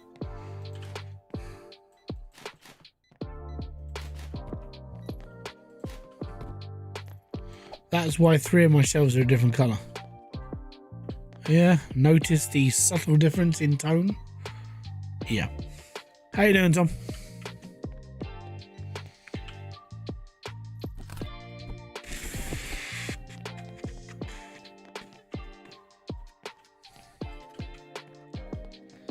Meow.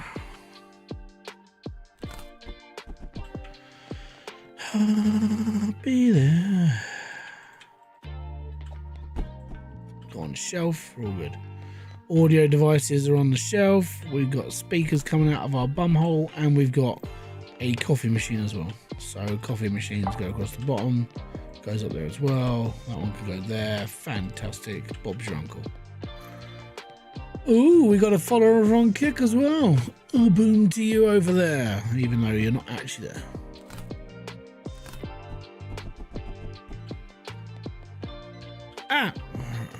You never thought of doing it. To be fair, it's not something you would just go, oh, you know what, I think that works. It's one of those things, you just do it, and I did it by accident. I was just like, holy crap, I can colour my shelves. it just popped. It's like, I can do this now. But there was no point, because obviously like the amount of expansions you've got into, you know, how many layers of shop there are, you might as well just play the game for a bit until you got like a decent sized shop, or when you finished. I bought it. I now has a pirate survival game. Congratulations. And what I will say is it is probably the best pirate survival game that you're gonna own, just because Windrose is amazing. Enjoy it.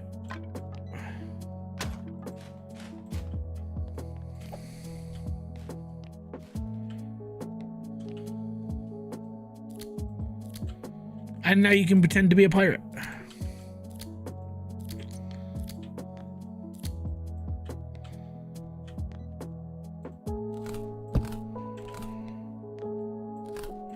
Right, what we'll do after this round, because I'll leave it at these pallets here. I will chuck all this stuff out, and then what I will do is I'll extend the shop in the back up.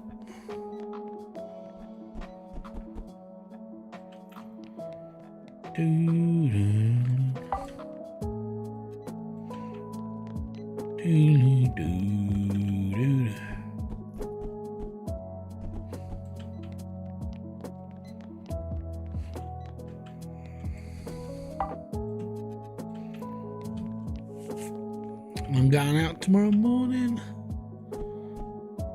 I'm looking forward to just going out for a wander. It's gonna be all right. Going to a boot fair. Gonna go and check out other people's rubbish and see if I can earn some money. Money.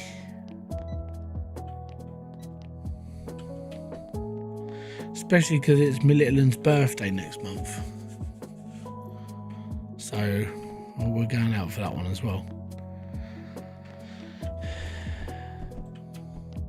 Yep, Logan turns double figures. So for all those people who have been here since I started this channel. So I started this channel in 2000. Properly, I started this channel in 2018. So I've almost been here for 10 years. When I started this channel, my eldest kid was 2 years old. Right? He's now 10 next month. Just to put it into perspective of how old everybody is. You've been here for too long. And Ollie, he's now 8, and he's been here. You guys were here before he was born. So there you go. To put it into perspective of how long I've been around for, you guys almost were here before my kids. And I'm still here. And this is because if you enjoy what you do, like I do, you don't give a crap about the money side of things. You do it because you enjoy it. And that's why I'm still here. Because I enjoy myself here. I enjoy myself talking to you guys. I enjoy playing games. Also, I'm old and I'm grouchy and I need some sort of way of inventing.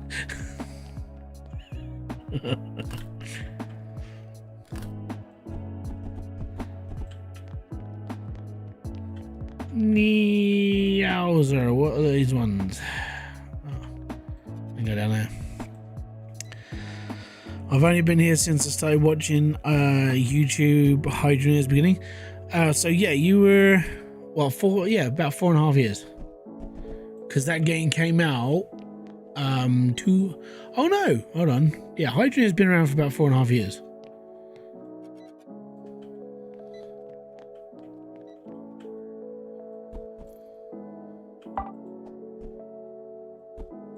But there are some people who have been members. I mean, Diesel is like he's like the eldest member of my channel, because when the whole channel thing started out and they put the channel members in, we subscribed to each other.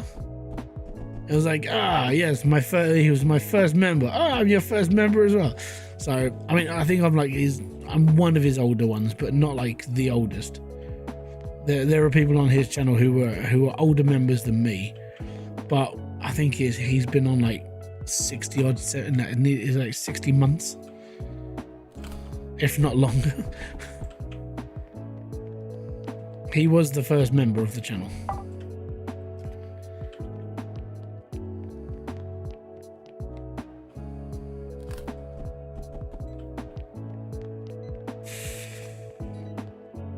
But it's weird things like that. I still remember the first member. I still remember the first subscriber. That sort of thing. Even though it was like a while ago now. But the channel's changed quite a bit over the time from when I first started to now. I would say I've just got a bit more of a.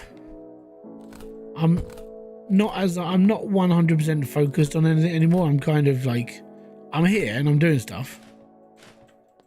But I'm kind of doing it a bit more casually instead of just like, like breathing down the neck of everything, which is good.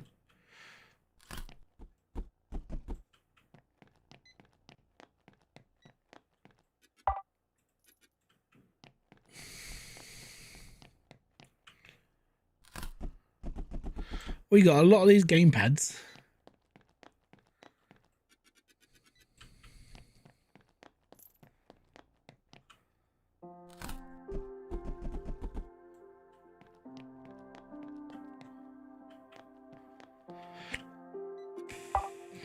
I don't know what these are still. What is this?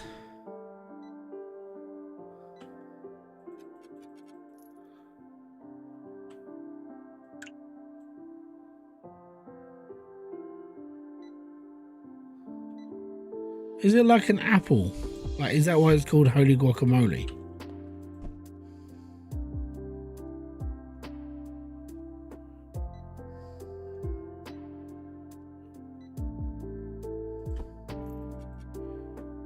I don't know, it's weird.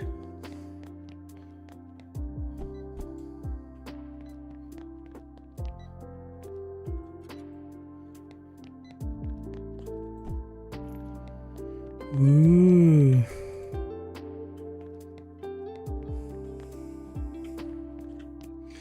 I think most people came here when I first started on Hydroneer. But it's yeah, Hydroneer is about to have a big update, I think. Not as in like I think it's yeah. Just give me a second. I just have to check something before I start yabbering.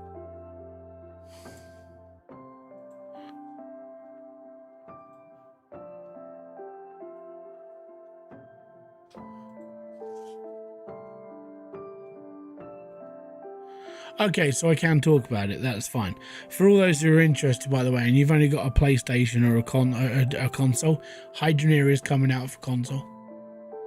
So it was announced on the 1st of January, March, that it was coming out for console. So I know it's going through it's going through testing of bits and pieces right now, because obviously they want it to launch properly instead of horrible mess. So I'm hoping that'll be out soon, and then I might get another influx of weirdos that might want to just enjoy the content I put out, maybe. But it's all fun. See how things go.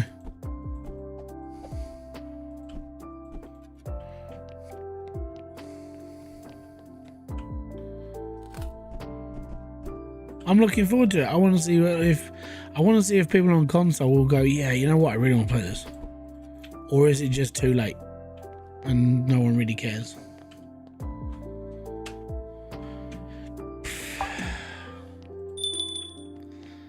Right, we're almost at the end of this pallet Mageddon.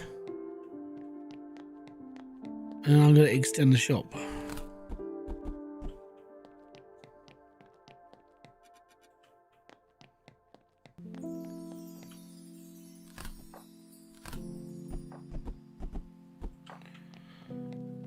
Where am I putting drafts? There it is.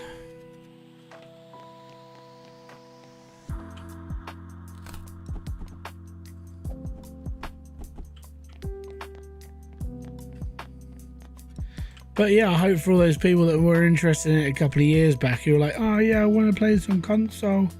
Well, you're going to get a chance. It's actually going to come out. Max always did say that he wasn't going to do it, but I think as the game has basically ended development and it's officially, properly finished release, I think it's time, and I think that's the reason why he's doing it. So should be all right. Hoping it does well. Really am. Just because I think it deserves it. From somebody who played it for a really long time, I hope it does do really well. But the problem with console users, and as one of them, it's a different breed of people. Some of them are into automation games and bits and pieces, but you'll find that a lot of console gamers don't often sit down and play. I don't think they'll play the things like Satisfactory as much. Some will, but I think the crowd for that is more PC based, and I think that's going to be the same for Hydroneer. I think it's going to be what the smeg is going on, why am I playing this, holy crap. It'll be funny if my dad phones me up and says, how do I do this? Why are you asking me? Well, you made all those videos. Go watch a video. I'll get him to watch my content. My dad is 61 years old and still plays games, right? He's allowed.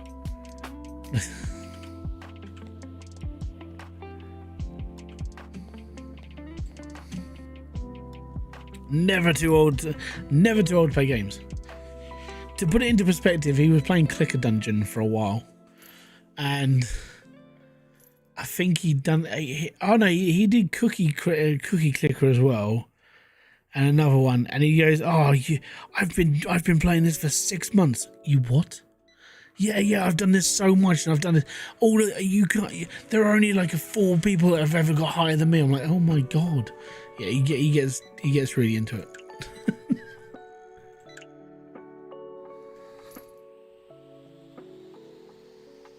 Right, 34,000.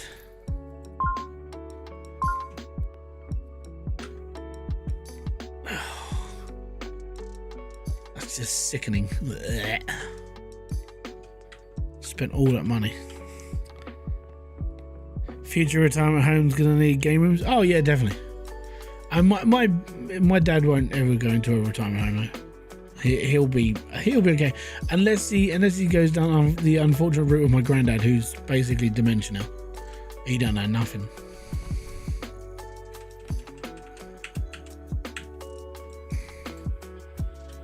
It's a weird thing to watch, really is, especially when like you've known someone for your whole life, and then all of a sudden he don't know who you are, don't know nothing, and it's like it's so strange.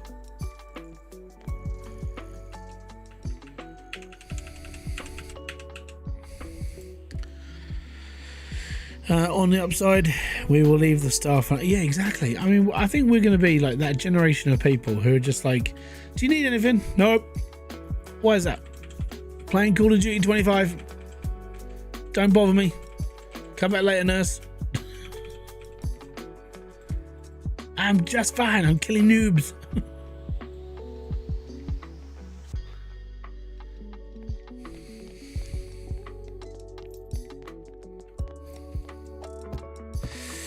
Went through that with grandma. I was like, so it's a weird thing to. For me, it's strange because my granddad to me never really spoke to me and my brothers a lot. It was normally my nan. My nan is still alive. She's a lovely lady to talk to. She's a little bit scatty, but she's fine. And my granddad was. He was a bit more, I want to say freelance. I think that's a good way of describing him, because he was never always there. He was always out gallivanting in his bowls club. He was like the man, right? Even now on the dementia ward, he's like all the women love him. Way too much in some respect. And he's always been like that. So we never really saw much of him. But when I speak to my dad about him and my uncle, he's like, yeah, he's horrible. I said, what do you mean? So I've heard all these stories, and I'm like, you sit there and just go, at the one side of it, it's a real shame it's happening, and you're seeing a completely different person to what he used to be like, because obviously he doesn't even remember who he is. He doesn't remember what he used to do or all of his stuff that he's done in the past. And some of it's commendable, but like how he was an entrepreneur. He did this, that, and the other. He set up these businesses. He did, and he was really good business minded. He was spot on with everything he did. But it was his other things he did in his personal life, and he was a bit of a dick. And that's the nicer way of saying it. And I'm like, that's the nice way of saying it. Okay, it does get worse. And I'm like, from my point of view, he's always been my granddad. He's never really always been there. It's a bit like the estranged father you get in, like, you know, in some case of life. He's like, he's there, but he's not there. You know, that's what he was like. It's weird because I've got really mixed feelings about it.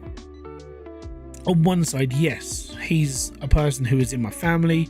He's my granddad. He's raised my dad, and he's raised us as well. And on the other side of it, it's all the stuff that's happened in the past. I'm like, yeah, it's strange. I've got an uncle like it as well. Like one of my uncles, throughout my entire life, you know, I'm 43 this year, and for most of that time, I've only ever seen this uncle like 6 times in my entire life, whereas half my other family I saw practically every day. But it's weird because it gives you it's mixed, because number one, he's innocent right now because he has no idea what he's like and who he is. But you still remember him, and you still remember the stuff he has done and the stuff that he shouldn't have done.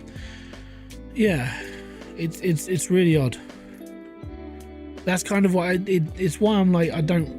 When people say, "Oh yeah, it's a real shame," I'm like, it's strange. Will you move the pallet spots? Yeah, no, I'll move them around because I want to put some more in it, so we can get 9 pallets instead of 6.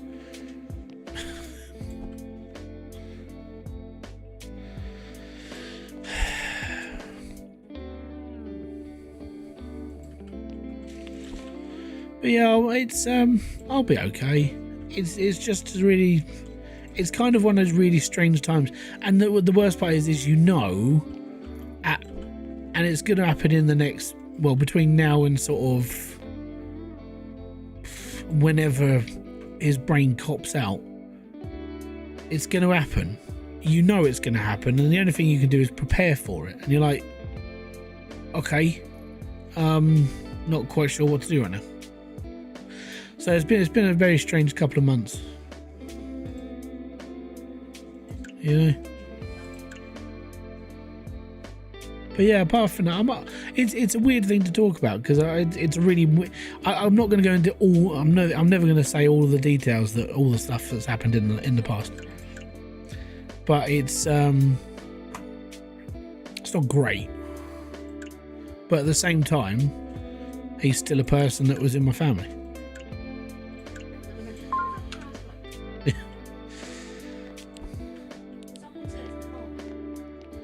I don't know. The worst part is they say it's hereditary. So at some point, I'm gonna have to get myself flipping tested. Dementia, Alzheimer's, they have a genetic. It's also. Because the last thing I want to do is forget stuff. Well, I mean, that's the problem.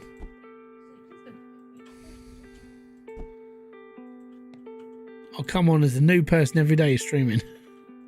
What am I doing? Dunno! It's fun! I probably would. My guru would say, try to see that from being in here now. Huh? Try to see the being that is in here now. So see the person that is there. He's not there though. That's the thing. To put it into perspective, my granddad doesn't remember that he has sons. He doesn't even remember he's married. He knows his name, but then doesn't remember anything else. Well, he was talking. He was. One thing that he was doing on the ward a couple of weeks ago was saying that he was talking to this lady that's on the ward as well, because she's got dementia. They're all dementia people, and he was talking to this lady. I don't know, no one knows her name apart from the nurses, but he was going, well, you know, it's this person. So he was saying this other name.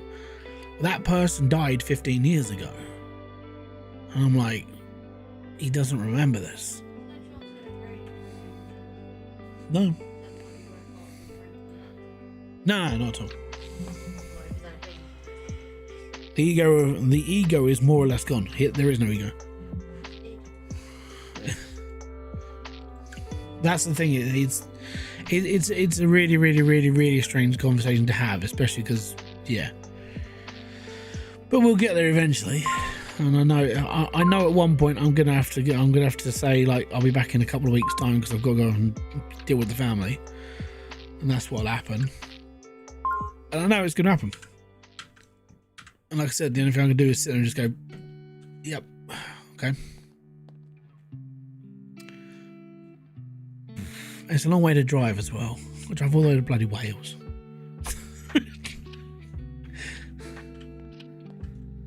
Right, I've got 3 pallets to sort out whilst all this is going through. We've extended the shop as well. We're doing okay. And we're level 28.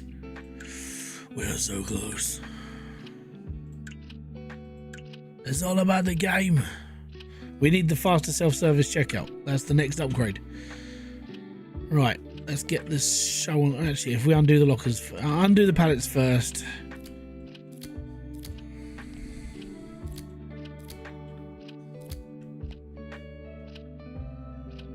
Gotta check the old MP, the Spotify. Right, how far down this list am I? Okay, I think we're about 4 or 5 albums in. We are here at Platinum Streaks. Yeah, no, I'm gonna fast forward. We're going to Ambient Gold.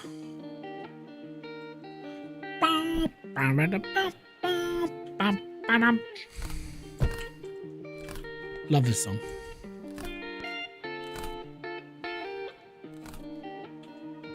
I don't even know what. I think it's just because it was one of the first songs I heard from this playlist.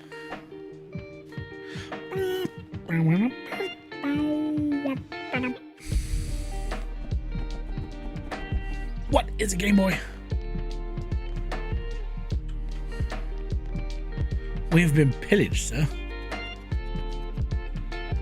The shelves are like absolutely like, it's like world apocalypse. Boom.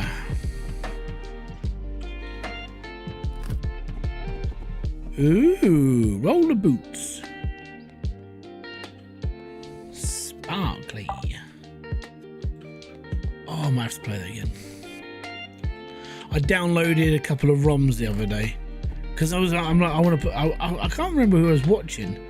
I was watching some guy on YouTube. It popped up. This guy started playing EJ, which, if you don't know what EJ was, it was an old school music program where it came out on the PlayStation. You could build beats. I'm like, okay, it was a cool little game. And I suddenly just went, man, I haven't played a PlayStation game for ages. I started downloading ROMs, and I've got like Discworld and Discworld Noir to go through again. Oh, I haven't played those for so long. I played a little bit of SimCity, the original one on the SNES. Absolutely amazing. I want to do Megalomania again at some point, because Megalomania was the mutt. Love that game. Populous is fantastic as well. See, I've been playing like city building games for a long time.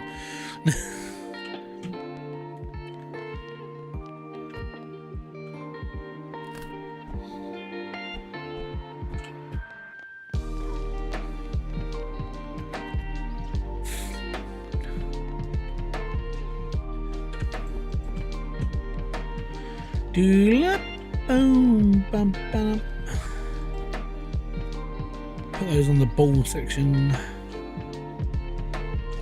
Hell yeah, coffee machines. Make your favorite coffee however you like. Boom, boom, boom. Boom, boom, boom, boom. Bum, bum, bum, bum, bum, bum, bum, bum. Bum, bum, bum, bum.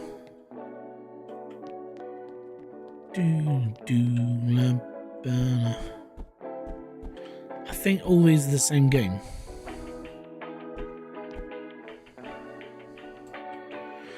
Iron Harvest, Trenches of Fate. Play the brand new game now, out on Game Station 6.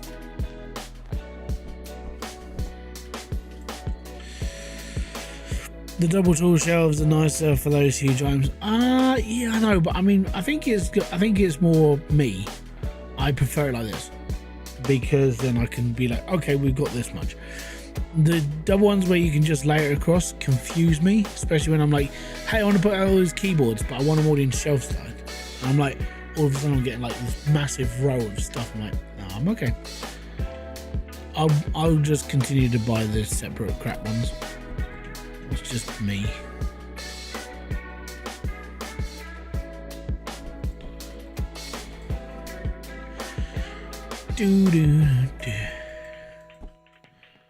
Right, yellow boxes. End of the store. Man, I've got all this space now to play with. It's gonna be amazing.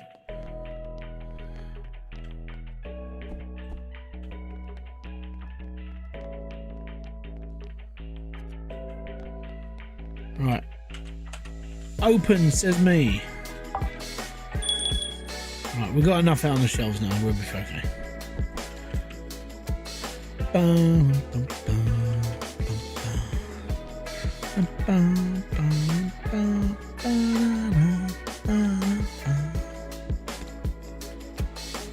bum, bum, bum, bum, bum, bum.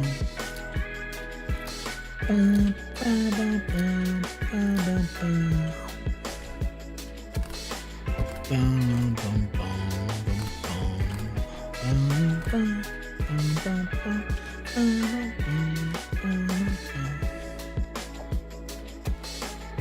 and also I want to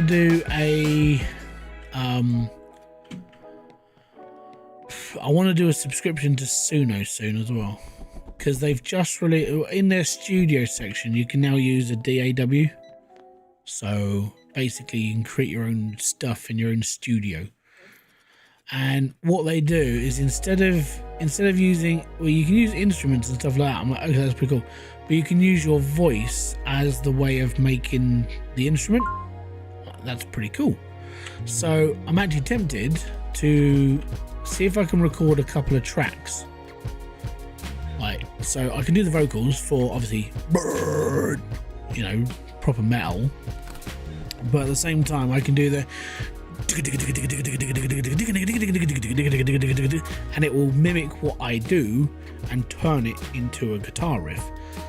So I'm actually excited to give that a run, because it actually sounds pretty cool, like being able to actually turn your voice into any instrument, and it's all through, and unfortunately it's all through AI.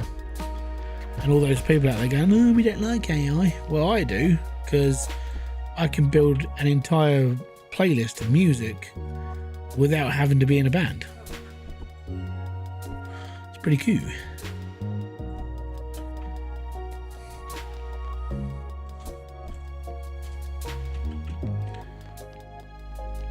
I've already done a couple of tracks on there. Like if you're just going to write a song, like lyric wise, it will do a really bang up job of doing it properly.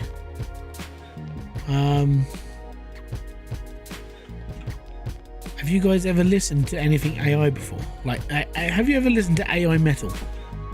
Just out of curiosity. It's a weird one, I know.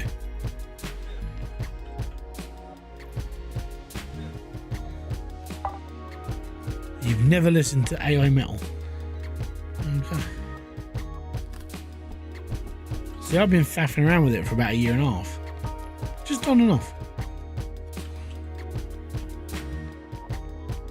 We'll have to do it. We'll have to give something a listen, I think.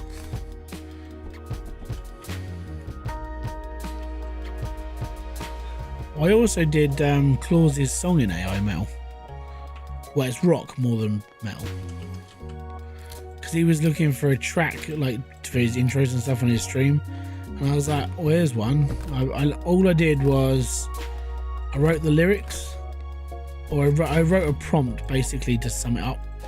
And it came out really, really well.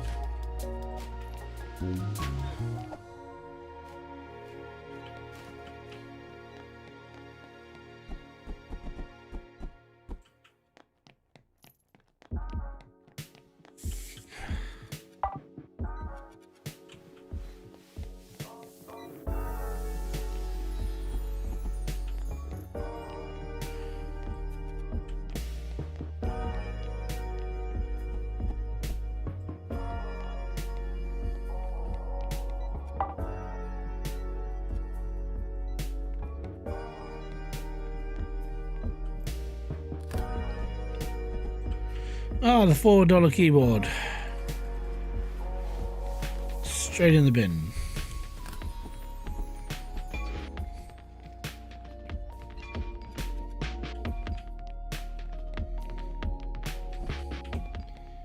The $1,300 Astra Pro. We still got one, is for sale.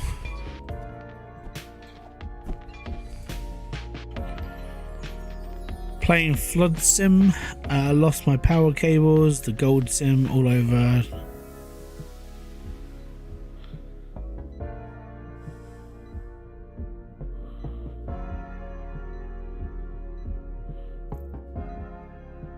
Have I played flood sim? Oh no, I believe I have.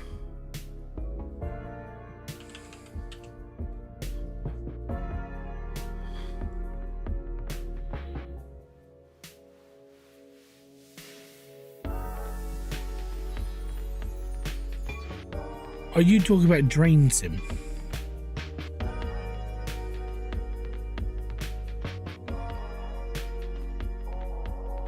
Or Flotsam?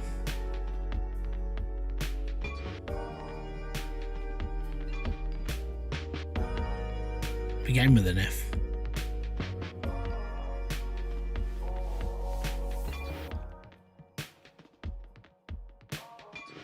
Flotsam. Is it Flotsam you're playing? Or are you playing Drain Sim? Drain Sim. Yeah, I like Drain Sim. Played the demo to that. That was pretty cool. I saw come out. Yeah, he plays sim games. That's why. Drain Sim's good. It's a weird one because you kind of sit and just go, "Why am I doing this?" But it's kind of satisfying as well. It's an oddly satisfying game because it's. I think it is just because it's different. You're a plumber. But if you enjoy that as a game, check out a YouTuber called Australian Drain Cleaning.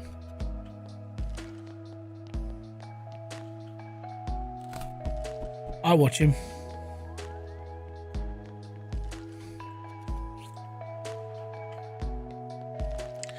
How you doing, guys? My name's Bruce, and today I'm going to be unblocking this toilet. I am living the dream, lads. I am living the dream, and I'm going to bring you with me. Come on, whilst we unblock this drain. And he's just an addictive person to listen to. He's weird.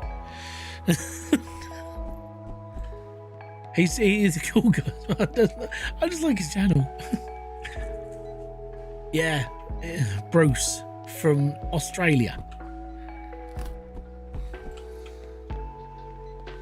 We've got some bloody tree roots in the drain today. We're going to cut them out with the German. It's a nozzle.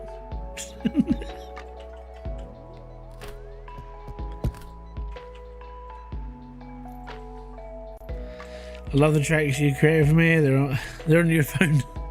Oh no, you're going to be learning the lyrics.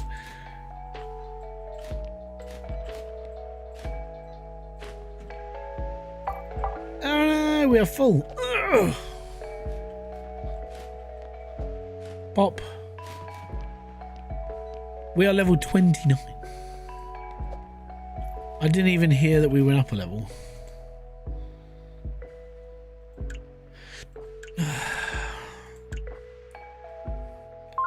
There we go. Now we got sports and recreation. Excuse me. You alright, cat? Yeah. Right, give me a second, cause what I'm gonna do is I'm gonna pause this. I'm gonna try and find, because I'm gonna go on to Suno, and so this probably isn't for everyone. But if you want to make your own music, this website gives you like 50 credits a day to do whatever you like. As long as it's music and it's kind of easy made, right? So this is, let me just expand my window because I do hide half of it. So there we go. There's me, metal turntable. Because that's my Suno name, man. Okay. And there we go. If I pop this behind my head.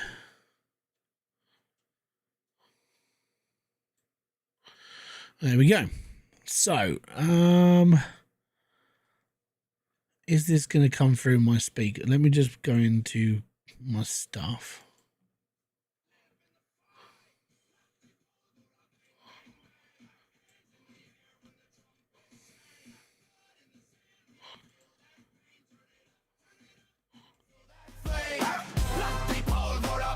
So the other day I was talking to my brother, and we were just like, if you were to be, you were looking to like bring in like a brand new like wrestler who was going to be Mexican and bits and pieces, how would his like music sound? So I went through a couple I typed in rap aggressive hip hop and blah blah blah blah blah, And this was the song that it made for like a new WWE wrestler. Boots on the floor when the guitars clang from the barrio straight to the Hall of Fame. Say me number And when it you scream my name. it generates all the lyrics as well. Snap back low, under wide got brim hat, this- I too got this world class. urge to create Right this here song. on the track, Abuelo in the photo by the altar light. He fought for the day I could own this night. Spit dust, spit truth, spit sense, spit pride. Got saints on the dash, got wolves in my eyes. And this is just the free version of this app. The free version. These are a couple of tracks I was faffing around with. Cruel, this is something I made on version 4. By the way, we're up to 4.5 now. Whiskey Demon is something else. And Choose Thoughts and these ones I record, I did myself. So all the lyrics and stuff I made, I wrote these. But you can create whatever you like, as long as it's within like the basics of this little thing. Now, if you go into Pro, they're up to version 5.5 now, and it just gets better. Timing's better, vocals are better, it's giving you a lot more styles and everything else. And I'm like, this is really cool. And they just introduced Studio, and Studio is you can create everything. The downside to Studio is it costs 22 quid a month. I'm like, God damn it. I wanted to give it a go because it gives you access to everything. Is it possible to create an entire album with just your voice? And yeah, it is. It's a fantastic piece of kit. So, this is one of the ones I created a little while ago.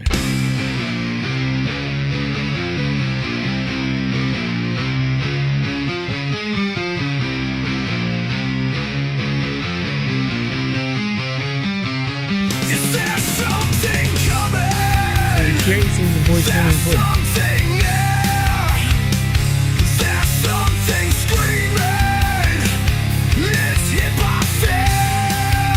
But I did the voice to this, and then it took my voice and turned it into this.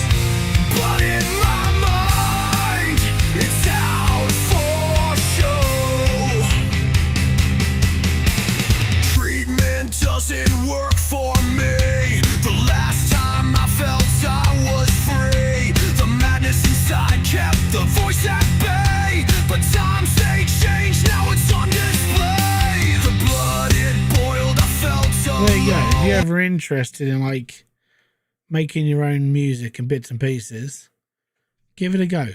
Because at the end of the day, it's just a way of you pushing your own thing, right?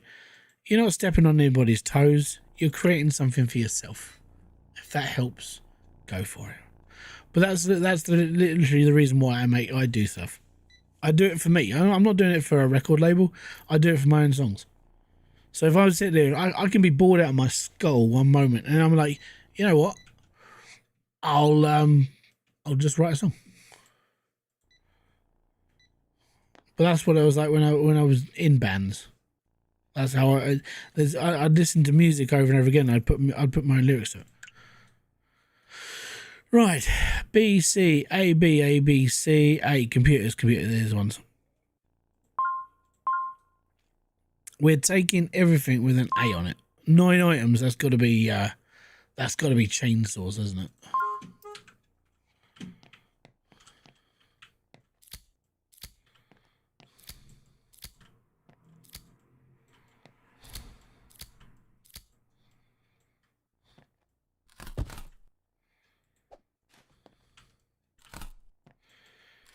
There you go. That's AI music.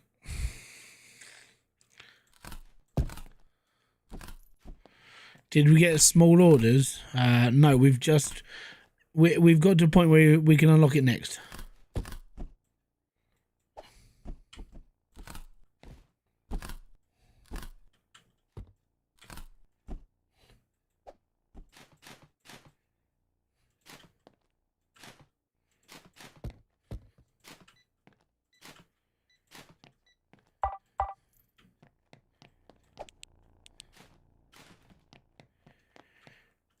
Oh, I know why it's so quiet as well.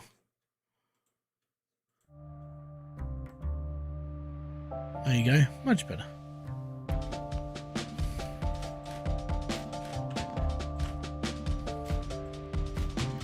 But yeah, when it comes to music like this is all background music. If you want to own this, you have to pay. I think you have to pay for like the full subscription. But all the music you make then is copyrighted to your name and not the host. So it goes down as almost like copyright-free music. I think that's how it works now. But I'd be surprised. I want to see how it all works. That's kind of why I'm like, you know what? I might chuck like 20 quid of my own stuff in soon and just do it for a month and see what happens. Because I think it's worth it. I would have to sit here for like a month just writing songs though, because I want to get like the most out of it possible.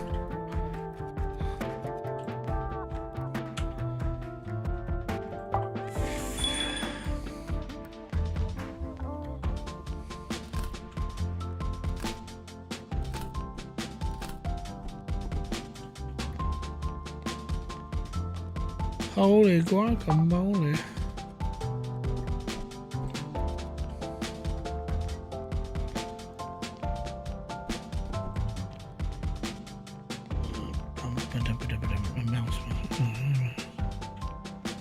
Where am I doing mouses? Everywhere. So I need organisation. I need to know where everything is at all times on different colours.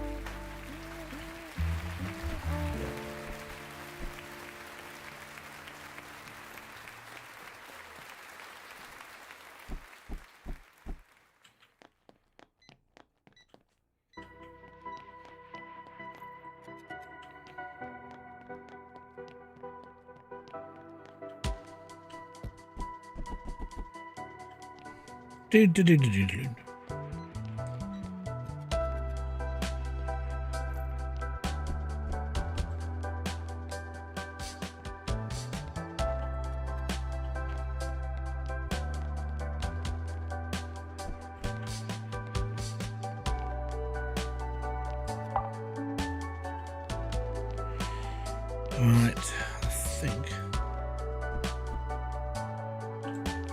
we're almost, I want to say like in the next level, which is level 30. I think that's when we're going to switch off for the night, but we're just grinding away.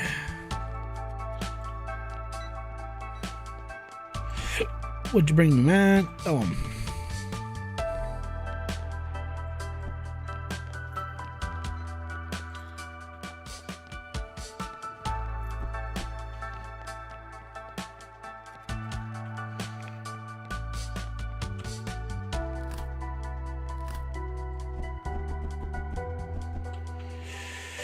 Speed Rogue again.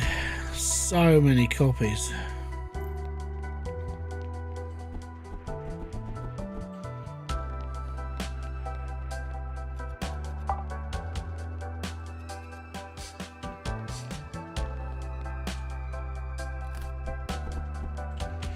Iron Harvest again.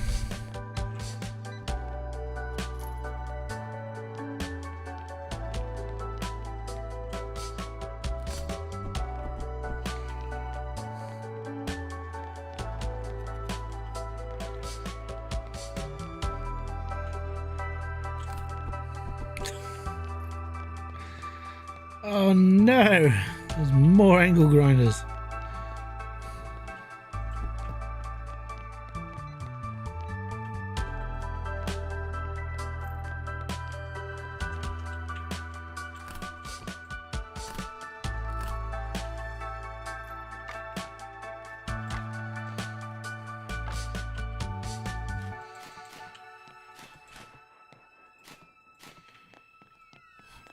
Ugh.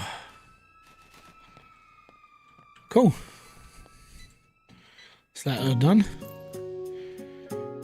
ABC, ABC, B, B, B, B, B, B, B, A, nothing. Cool. So we've actually exhausted the locker thing for a bit. What's in the auctions? Ah, A. All of this is A. 3 o'clock is the auction start, and that's full of chains. It's got chainsaws on it, guys. Woo!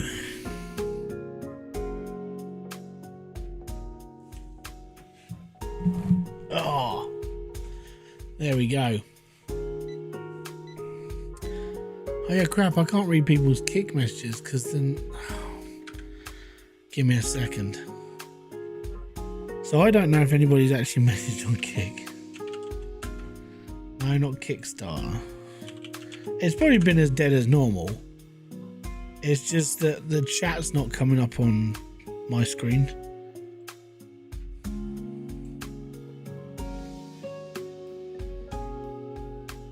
No, it's not. There are 2 viewers though. Hi to those 2.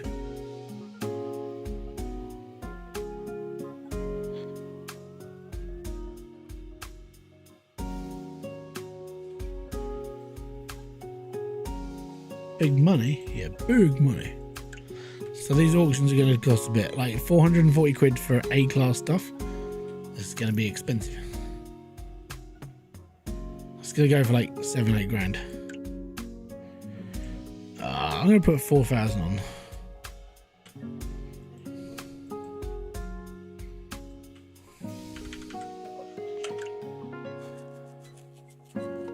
Okay.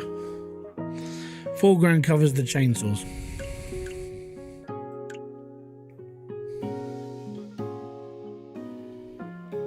Well, they're 800 quid a piece. So I've probably overpaid for this, but you know what? I want it. I'll sum it up at the end. Don't worry. It's fine. That's a lot of stuff. That's a lot of stuff.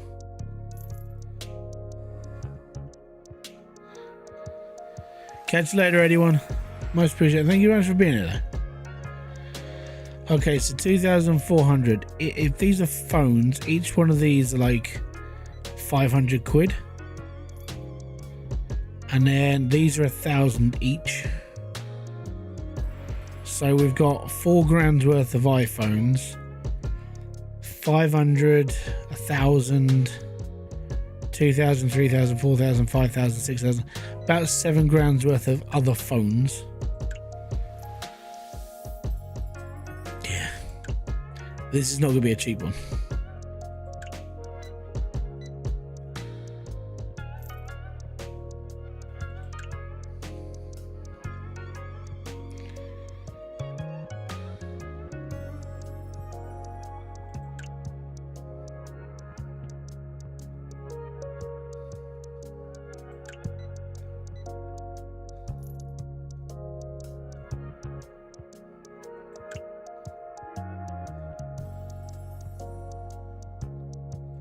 I want it because it's A-class stuff.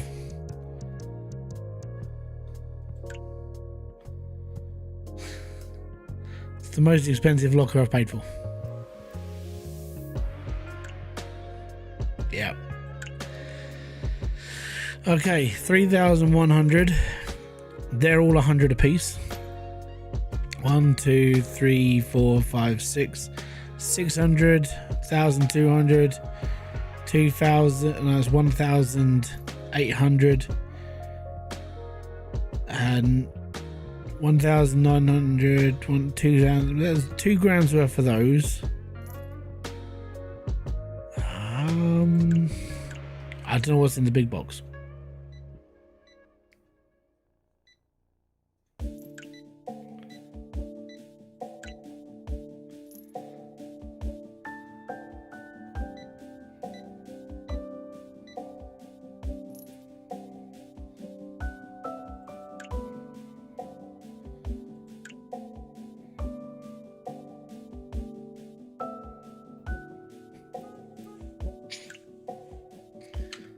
There we go. It's a good way to play 40 grand.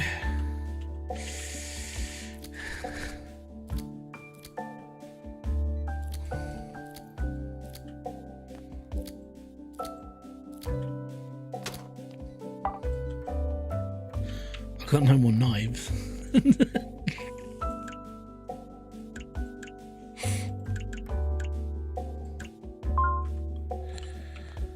Almost didn't afford it. Yeah, it was getting tight.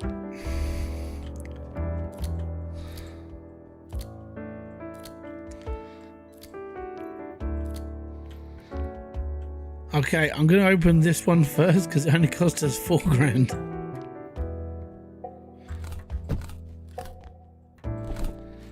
This is the one I think I overpaid on. But it's £800 a chainsaw. So there's 1,600 quid's worth of chainsaws here. The drills are what, 50, £100 each. So I thought we didn't do. I think I've overpaid a little bit, but not too much. So what we'll do is we'll chuck it all down this end. So 800, 800. I'll move these to there. Right. So everything that's coming off of this one we'll do as a separate like shelf. So these are £82 each. So let's, 100, 200, 300, 400, 500 minus 100. So that's 400 quid's worth of drills, 1,600 quid's worth of that. So that's 2.5. That's 3,400 ish, around it.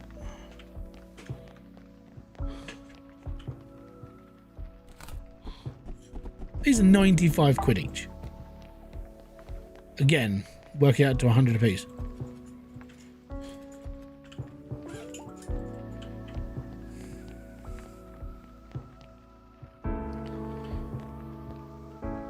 I'm not so much addicted, I just want to get stuff done. Because it's doing me head in. I haven't finished bits of it.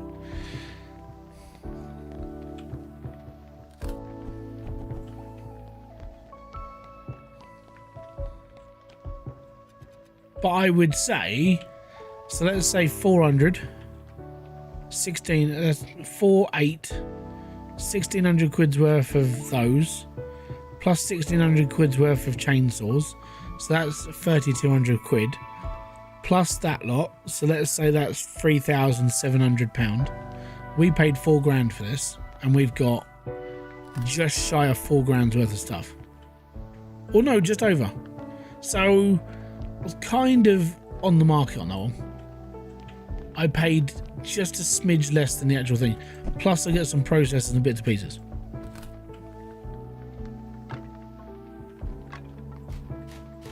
But it all comes down to your pricing. I mean, that cost £4 grand. If I was to go, well, the 800 quid, I don't like that. If I put this up to 1,000 each, I keep all my prices kind of normal. But if I wanted to just up my prices, then I could turn everything into a major profit each time. I just don't. Right, let's do this one. This one's going to be a pain in the ass because there's so much crap in it. This is the really expensive one. This is $25,000.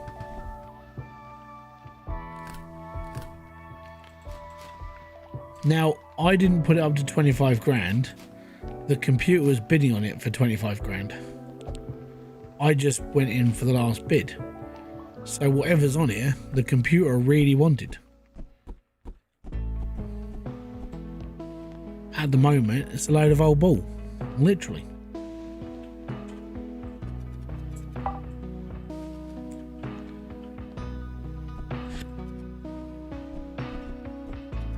There we go.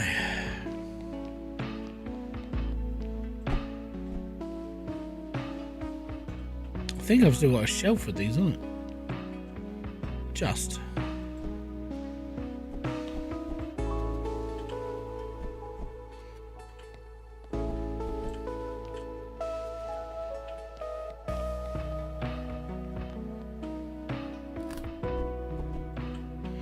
£2 grand a lens.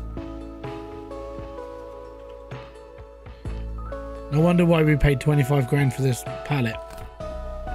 Yay, some haunted dummies.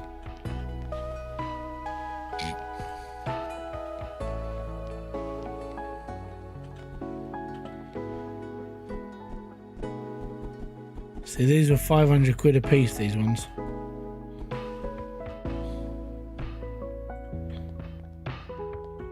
I never do auctions. Oh, I like the risk.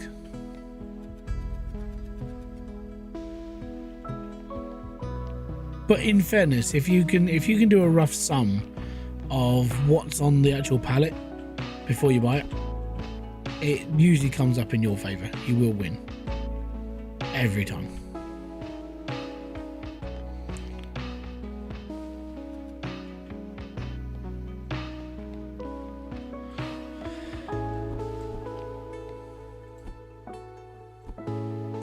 Also, the best way to gauge the auctions is what the computer bids on. So if a locker starts off at £2,000 and the computer starts bidding up on it, you know there's something in it that's worth it, because it's programmed to push the price.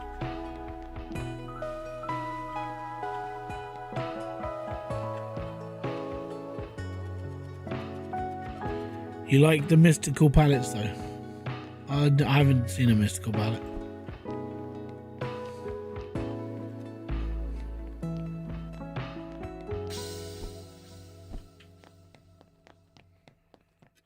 Does it say mystical next to it? Or do you mean mystery?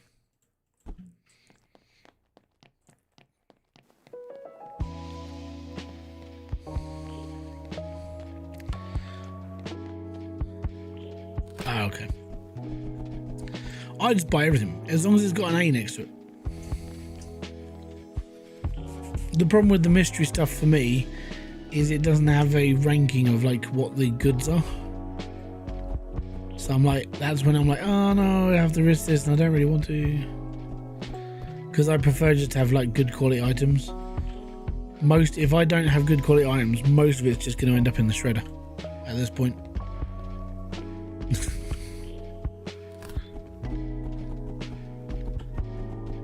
Yeah, boy, look at all the records we got for this one. A whole shelf.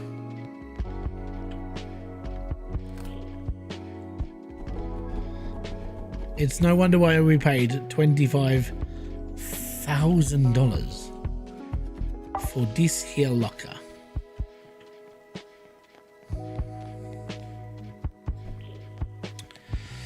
A or B, if they are B, and a lot of keyboards, I put them in the machine to get parts. Yeah, I sell keyboards. If they're over a £5 normally.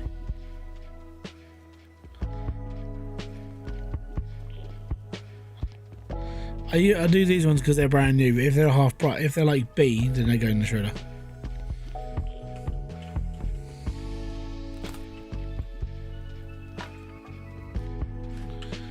Yeah, 90% damaged, 90% goes in the shredder. Get yourself a shredder, be happy. That's what I do.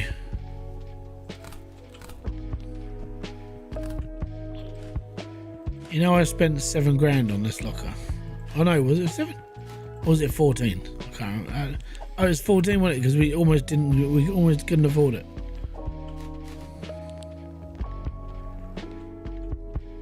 Each one, let's say that's close to 1,000 on each.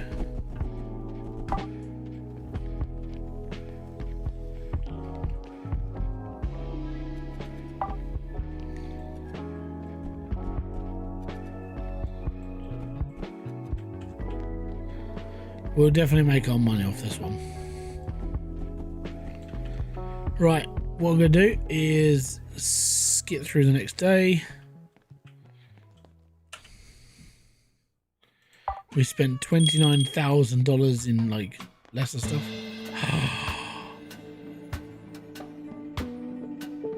One knife to rule them all. Thanks, cat.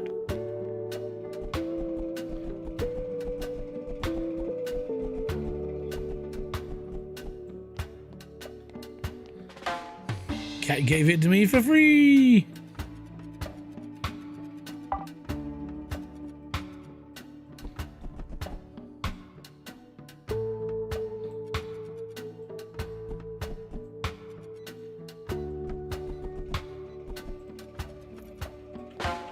There we go.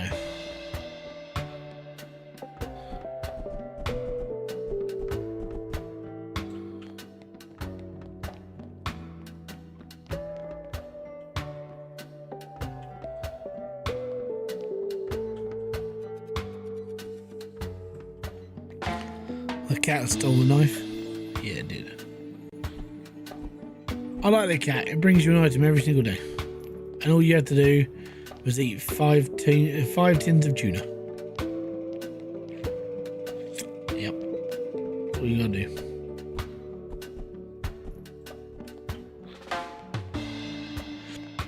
Oh, I'll keep it around.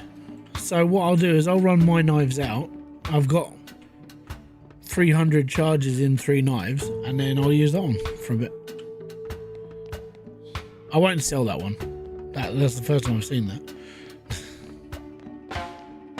Hell yeah, we got a 300 used knife.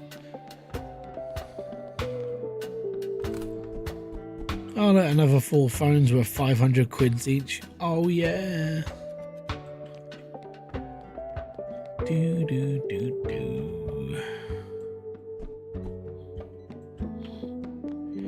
20 quid for some batteries.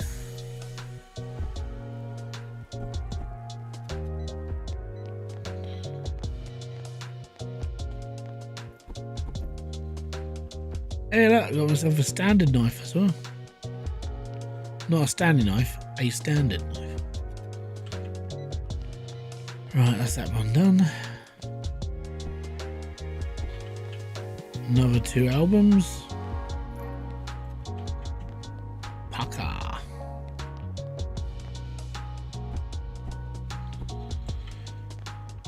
Kingdoms Ascend.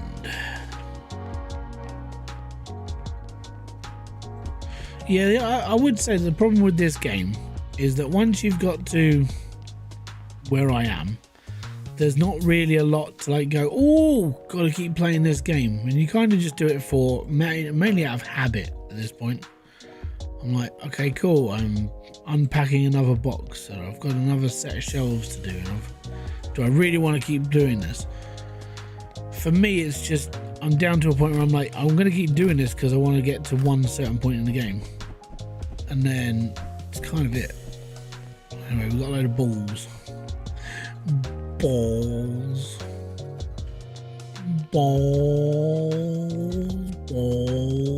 There we go. Finn's last box. Chainsaws. We like ourselves a good chainsaw in this place. Hell yeah. You're not a man until you got yourself a chainsaw. Hacksaw Jim Duggan in the 21st century would be Chainsaw Jim Duggan. You know that, right?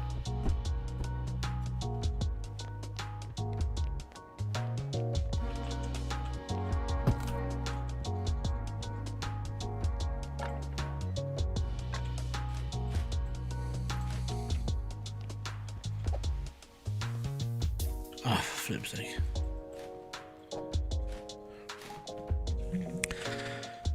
I unlogged everything, well, everything which was available 14 days ago.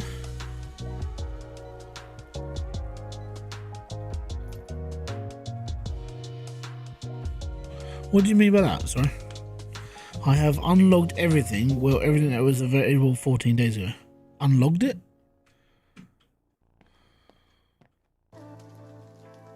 What do you mean by unlogged?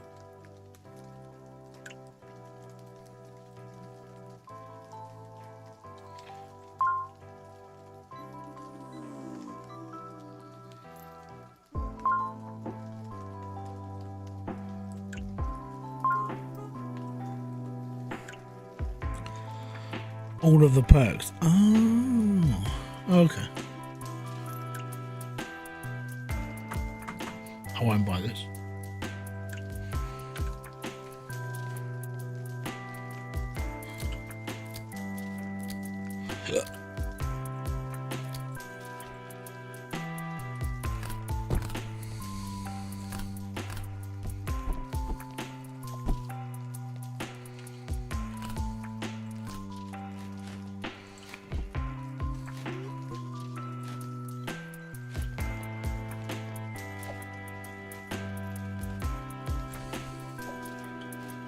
Sorry, cat.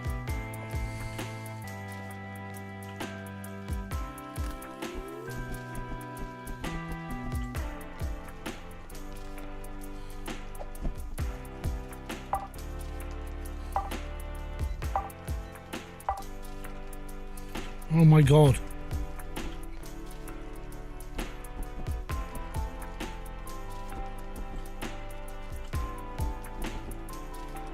There you go.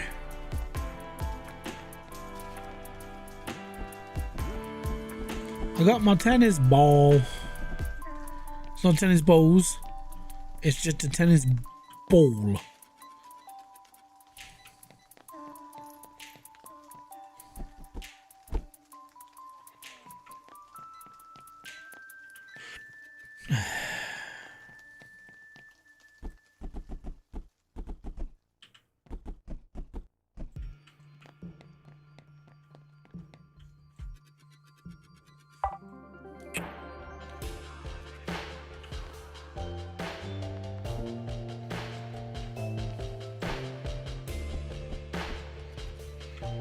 There we go.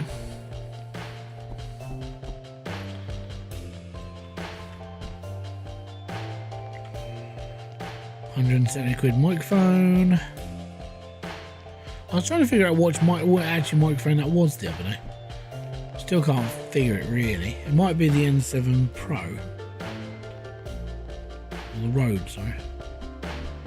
Couple of phones. Doing alright. That's 2,600 skadoodles.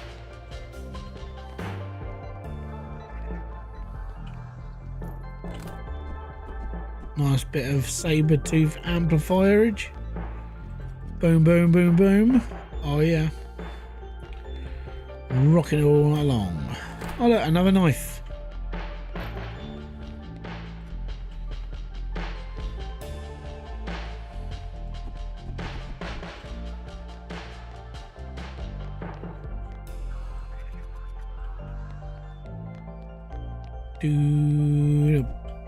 Another album.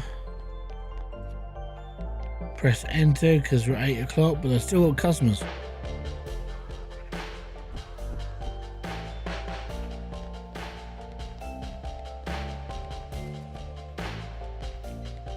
Yep, get over now with people.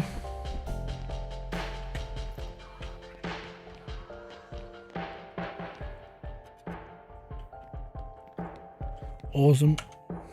Let's keep the cycle going.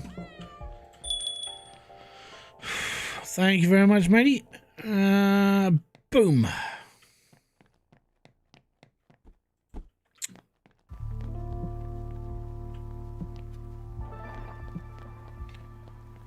Wasted shelf space for that.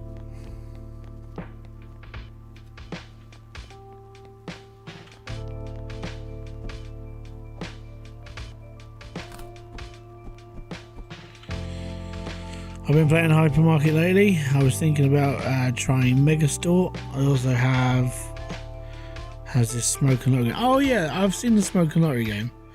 It's basically, hey, it's a supermarket sim game. I haven't played it as such. I saw the demo. I was like, I don't know. I think we're reaching again, so I kind of decided not to play that one.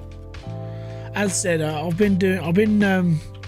busy in the background doing a few bits and pieces for a series, and then I'm actually, the plan is to release the series and then chill for about a week and not have to do anything. So I'm kind of working way ahead of myself. I've got 10 videos or 8 or 9 videos ready. I've just got to edit through and get them done. First 3 are already done. And then when they're done, I'm just going to sit back for a week and I don't have to worry about too much for a bit. I'm just going to chill.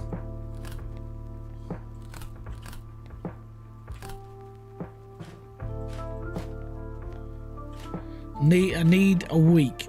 So I kind of figured I'd get ahead of myself. It's mainly in the run up to, again, I've said this, it's the run up to Car Mechanic Sim. Any news on it? Oh, I ain't got a clue. I get my news from Claus. Because he's in their Discord, I am not. And if something happens, he's usually the first one to message me and go, oh, it's going. Oh no. Huh? No, I left the Discord because I couldn't be bothered to keep listening to it all. And at the time, I was like, hey, I'm joined like 20 different Discords for games. I think I just need to like leave. So I left everyone. The only ones I kept on were Hydroneer. Because there was too many. I was subscribed to so many Discord channels and they're all pinging off all the time. And I'm like, I don't want to deal with this. So I muted half of them. And then I just realised, well, if I've muted them, I might as well just turn them off completely. So I did that. I just left them all. I left CMS not out of like horribleness. I left the Car Mechanic Simulator one because I was like, I'll get the updates on my Discord, and I do. I get like I've got a private Discord like page where if they ever do an update, I get an update, and I'm like, okay, I know what's going on, and I'm fine with that. I left the Gold Rush one because I feel like the dev team they're listening too much to a small group of people who are going to control the way the game comes out. I was one of them, but I sat there and just went, I don't want to deal with this. I've got other things to do and I've got other videos to make, and I'm just going to carry on. If the game comes out, the game comes out. I'll play it. I'm still in the Out of All Discord, even though I don't really talk in there. It's just when you get like indie games like this, it's like, hey, come and join our Discord and give us feedback. I'm like, okay, cool, I'll come and give you feedback. And then you'll get like you and 4 strange people, 3 of which you don't understand because they come from different parts of the world, and you're like, hi. And that's it. That's all you'll get. So yeah, I just stopped joining Discord. I'm in My Garage's Discord. I had a question, and I also needed, if there's any like new mods coming out, then they're the first people to do it, because the modding community behind My Garage is amazing. So that's something I kept on. I kept that Discord in, and I was just like, yeah, that's really cool.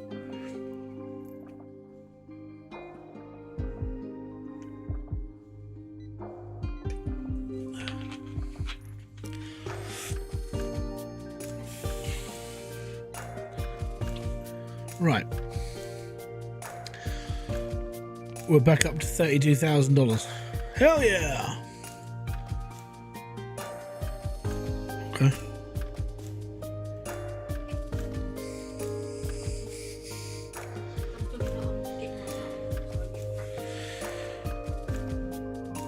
You have never played My Garage? I would highly recommend it.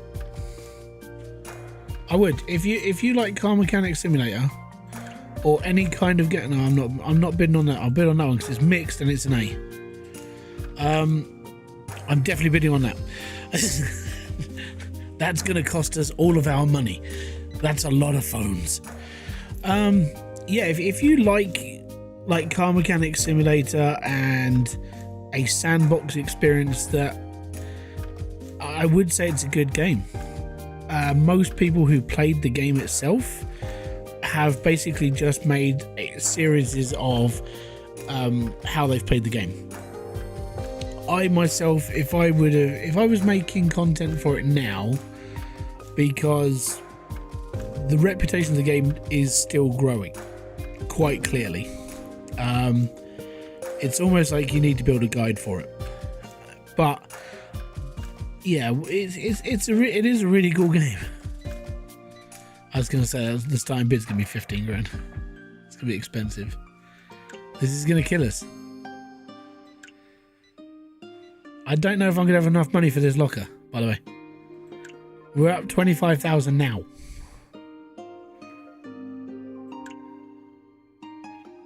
$34, and I can't go any higher than that.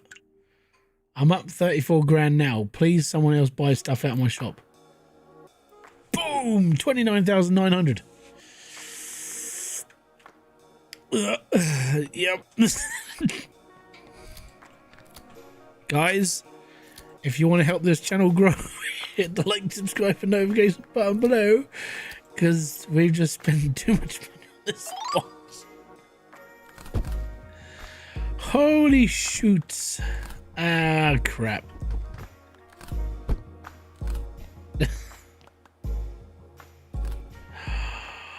We got a deck. Well, a record player. But, oh my god.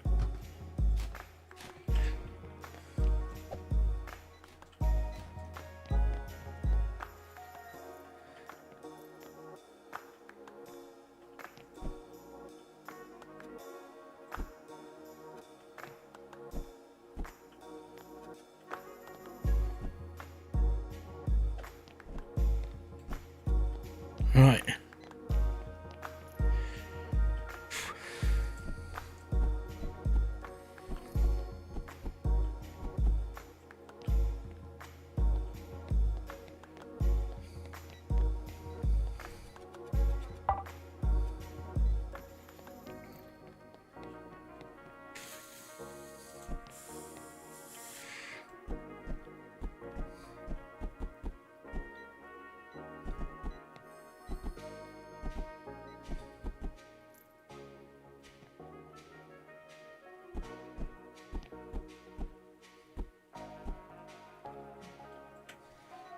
Oh, there's some up here.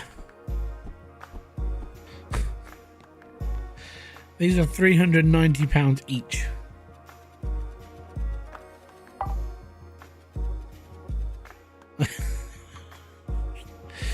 No news on CMS. Yeah, I as I said, I predicted it was going to come out by the end of next month. So we'll see.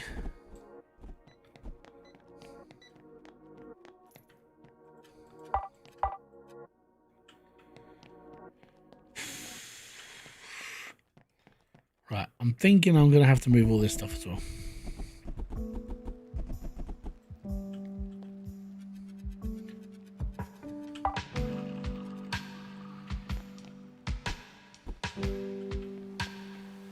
But yeah, my prediction was like next month, because it always seems to fall around the same time as the demo comes out.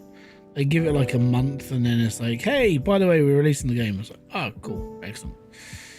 So that's my prediction. Most people take it with a pinch of salt. Have you ever played a game a lot of people hated but you loved? I've played a game people hated and suddenly became popular. So weird. What game was that, by any chance? Because then I could probably relate.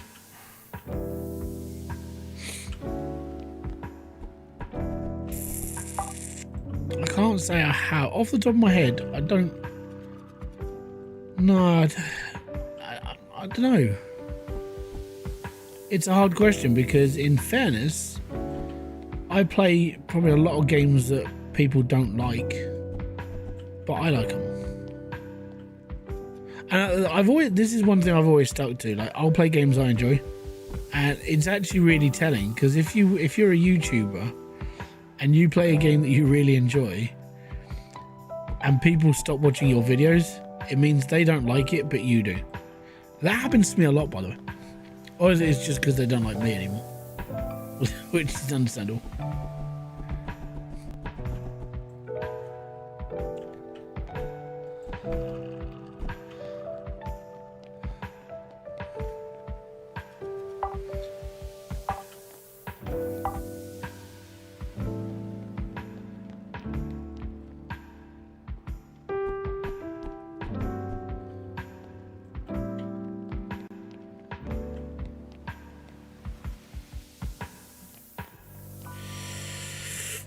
Well, it was an RPG called Dragonkin the Banished.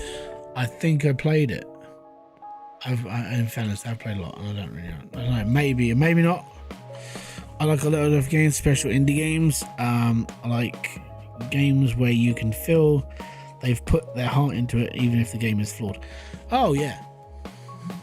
I think that's why I liked Hybridsteel so much. But I'm biased on that one.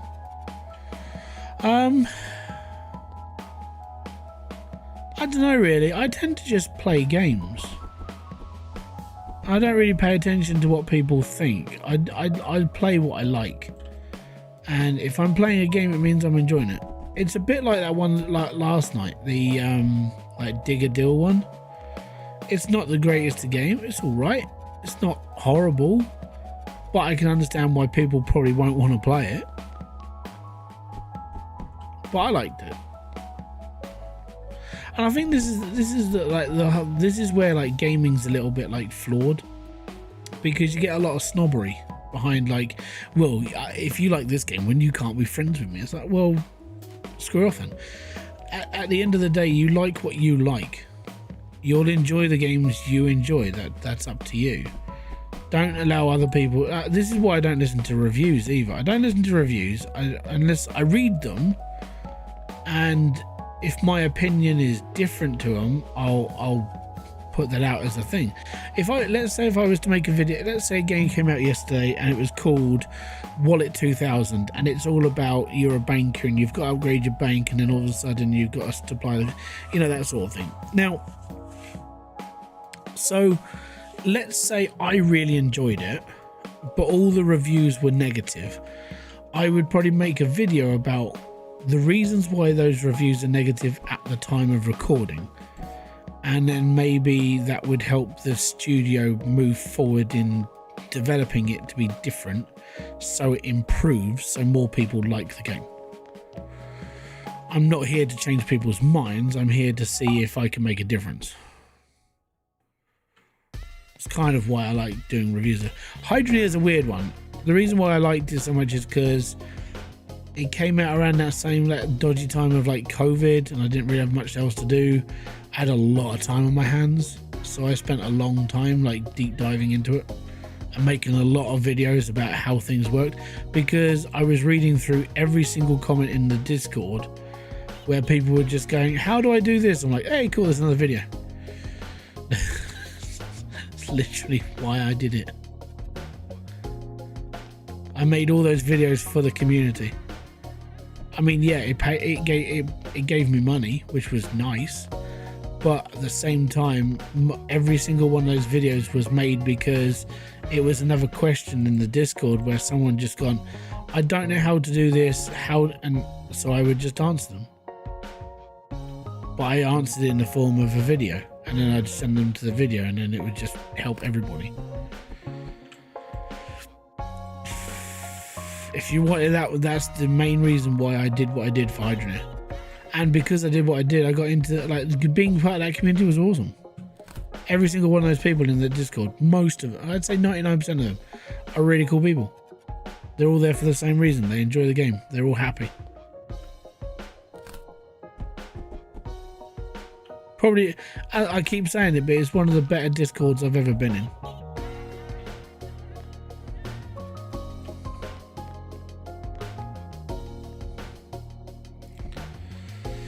The reason I told about Returns Outlet was because,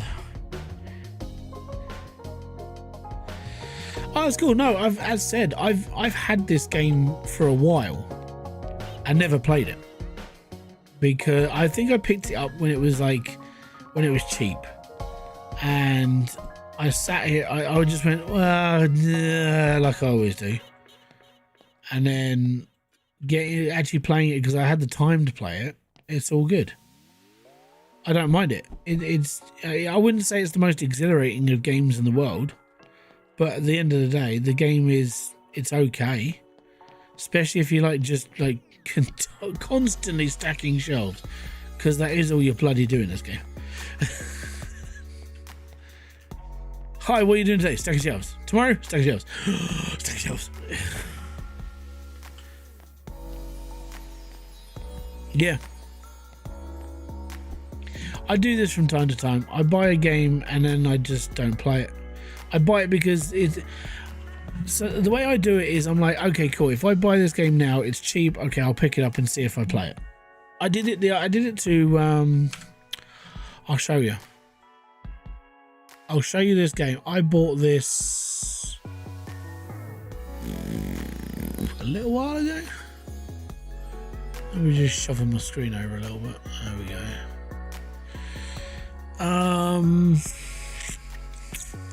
Oh yeah, I still have Hybridsteel installed. I ain't touched it for ages, but it's still there. It's a shopping game. Actually, if I click on my library, it came with an update the other day. This way? This way? This one. Salvage Shop Simulator. Which is Salvage Shop. So SA Salvage Shop Simulator. This one. I bought it for like £3 and I played it for 49 minutes and I was like, I'll let the game update. See, I played it April 12th, 13 days ago. That's when the last update came out.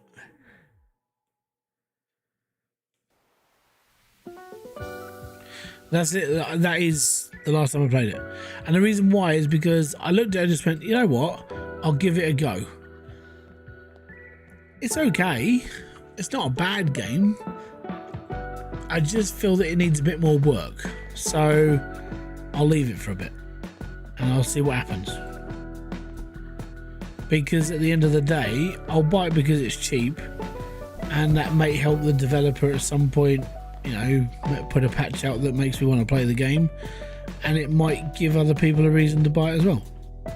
I'm not saying I'm God's gift to everybody, but at the same time I do know that even if 700 people watch that video and let's say 10 of them buy the game, that's kind of helped the developer in a way.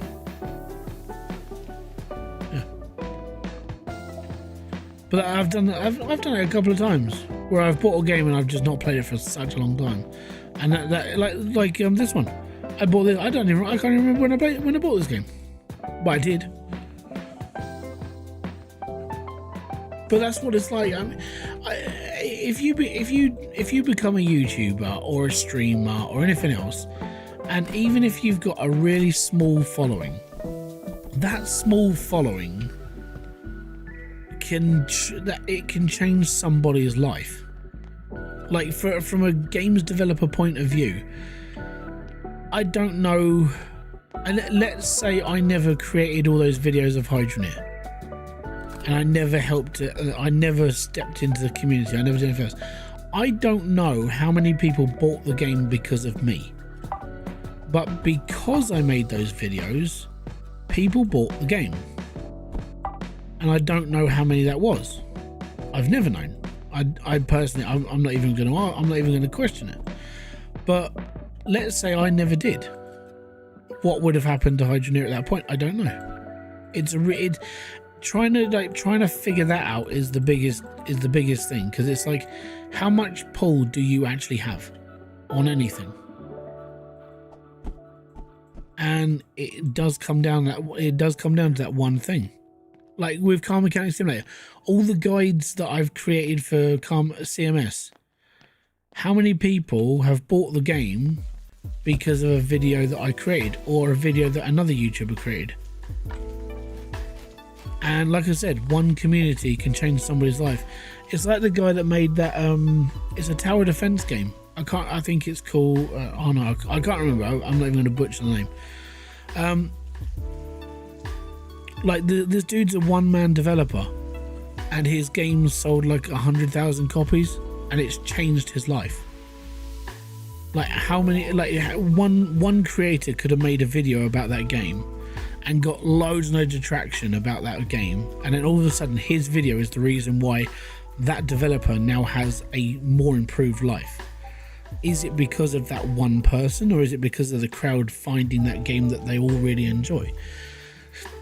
It's when you start looking at it like that, there is some sort of weight on your shoulders every time that you become even if it's just a small public figure. And that's how I kind of look at things now. Like a game like this, like I said, it's nothing special. It's a supermarket game. I genuinely I do enjoy this, but maybe someone watches this and goes, you know what, I want to give that game a go as well. Now, that wouldn't have happened if I hadn't been playing the game.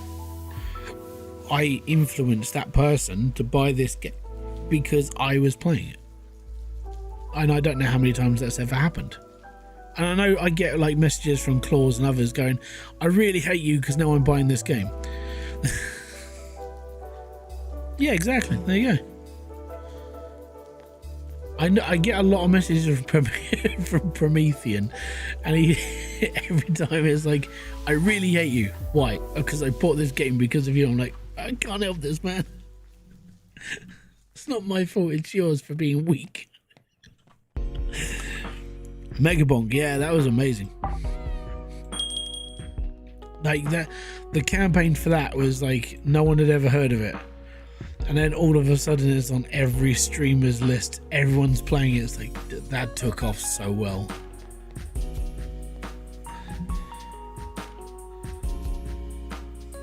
Yeah. What was another one? I've predicted a couple of games going massive. Supermarket Sim was Supermarket Sim is the reason why we're playing this, by the way. And I can guarantee you that.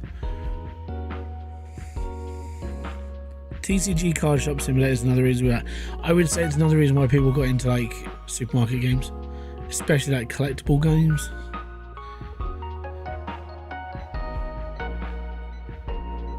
Yeah, but it's cool. It's a really weird thing to think about. Like I said, I don't see myself as a big YouTuber. I see myself with a channel of 24,000 people, and only 1,000 people actually bother to watch. Because that's technically what it is. People only subscribe to this channel because of my Hybridsteel stuff or Car Mechanic Sim. They don't. I would say 95% of the people that subscribe from that era don't watch this video, don't watch this channel anymore. And I wouldn't be surprised. Let's say YouTube did a purge, and they basically said we're going to get rid of every single person's subscription list to everyone you've ever subscribed to, unless you've watched them in the last year. I would probably lose around 20,000 subscribers because of it. I guarantee there's only about 4,000 active people who watch my content from time to time. Most of them don't bother anymore because I'm not making more car mechanic videos, or I'm not making Hybridsteel stuff, and they just forgot they're subscribed to me, and then they just leave it there. Again, you have to influence people to do that, to come onto your channel.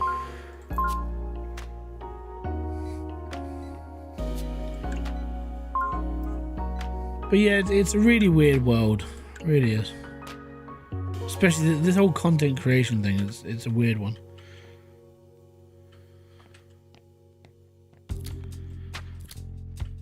I can't remember. I was talking to a big YouTuber the other week. When I say big, I mean these guys are like million plus subscriber channels. These are bigger than me, never going to get that sort of thing. And one of them said something quite profound. He said, you realise you make videos more for yourself because 95% of your viewers don't give a damn about you. I suddenly just went, yeah, actually that's quite true.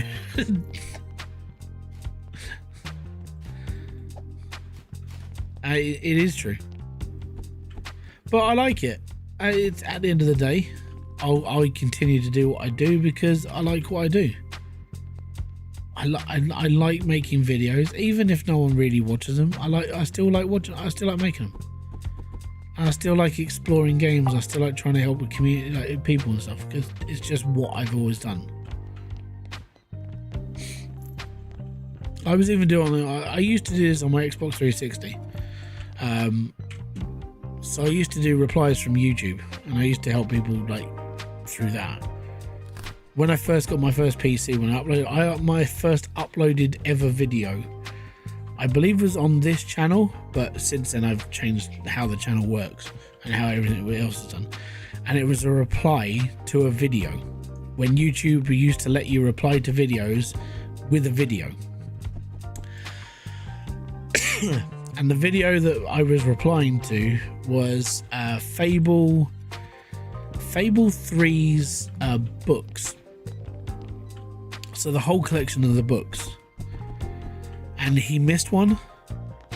And so my first ever reply was to that video, replying of the location of the book he missed. And there you go. But now I've just seen the anniversary editions on offer right now, so I might have to pick that up tonight. And I might have to do like a Fable stream. I really like Fable. The old Fable was the best Fable. It is fantastic.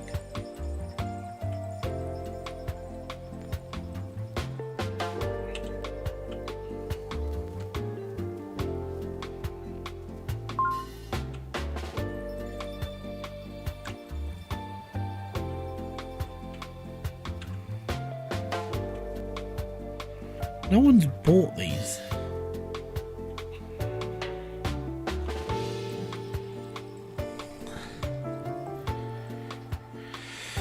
I watch a YouTuber a lot who plays different RPG games. Also from a woman who plays a lot of Sims. None of those about. Yeah, exactly. I would say most people like nowadays who play sim content, the ceiling's already been reached, and we're not. I don't think it's a way of becoming super mega rich anymore. Not like what I want to say. Some of the bigger guys, like, I mean, unless you make content like Dre or Real Civil Engineer, you're making it because it's a passion project. You just enjoy it.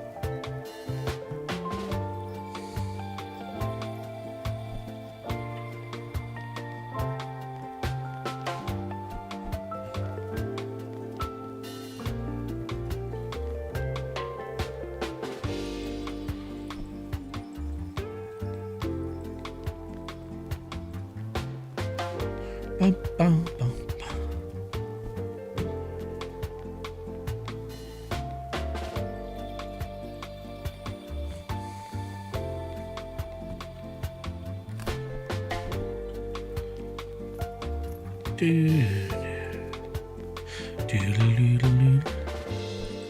Well, I think what I'm going to do then is I'm going to run the shop down to, again, nothing. I feel like the reason why I'm going to do it is because it gives the shop, it gives me a reason to like put in the more shelves and then gut the shop, start and then upgrade again.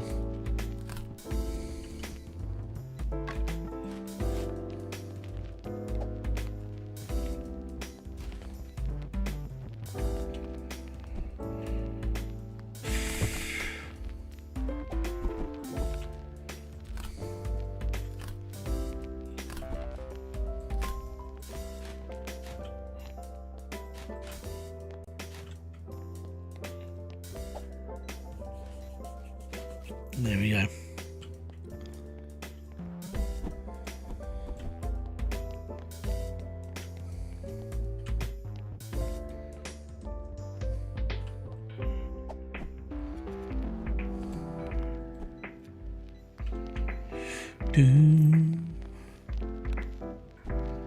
Ooh, new album.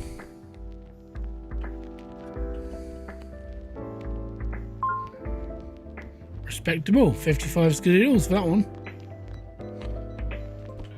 A tent for 320 quid. Gosh. Another tent for 320 quid. Boss mate.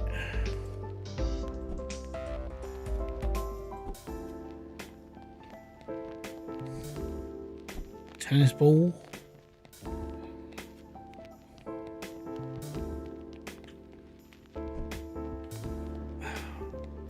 £5 keyboard. Oh no, no, I've got a space for those as well now.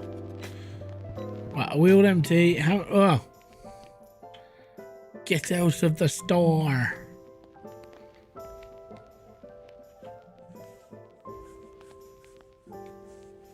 We are nearly done.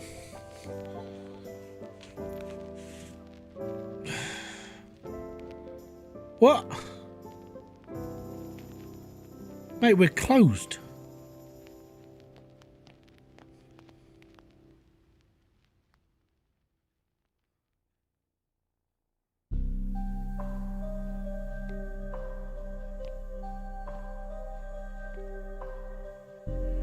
You never understood people who play video games to be the best? I used to.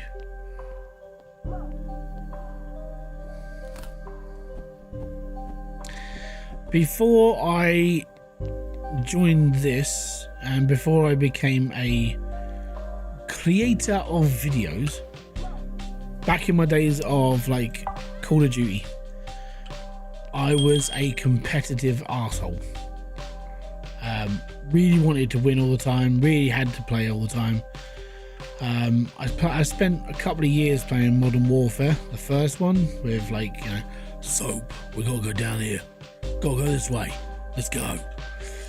And I did that for a few years, and and it got to a point that in my spare time I would sign up to like a league. So I was always looking for like league play, and I was always looking to try and be better. It's just something that I wanted to do, because at the end of the day, you always want to be good and you always want to be the best. And I did all right. I'm not the greatest player though. I'm like, if I sat down now and went, right, I'm going to play Modern Warfare until I'm back to where I was, it'd probably take me about 6 months to be as good as I used to be. I'm nowhere near that good anymore at all. But that's what I used to be like, because I wanted to be one of those players. I wanted to be the guy that turned up to like esports events, when this was before esports was the thing. I wanted to be that good. But you find out very quickly that you just don't have enough time to be that good. You can be above average, but to be amazing, that takes a lot of skill.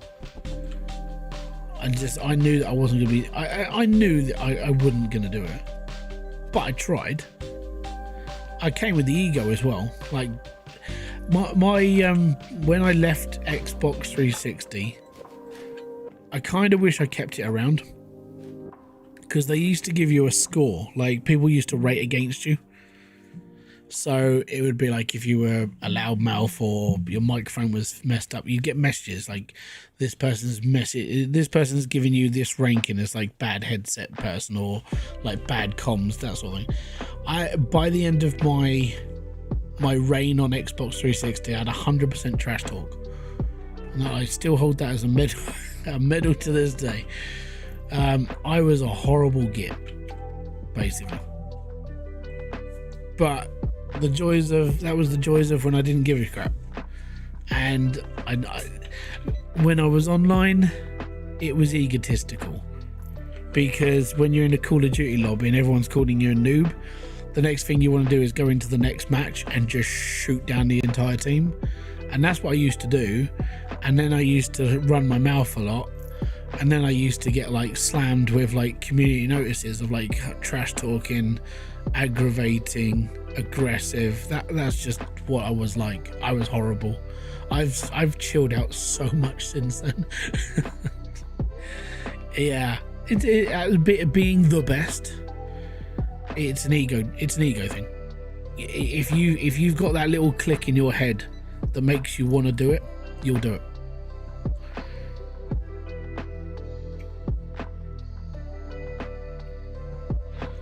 That's just the way it is.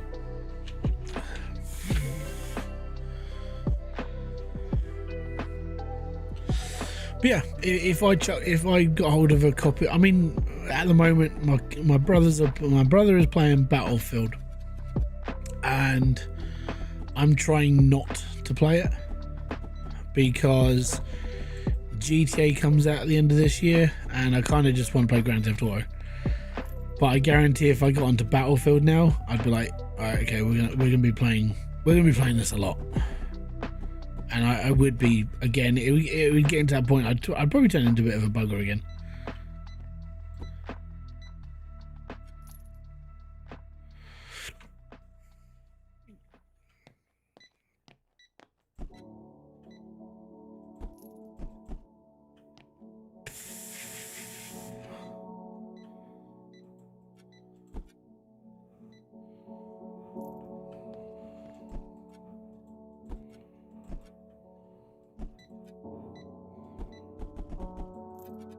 But I get it.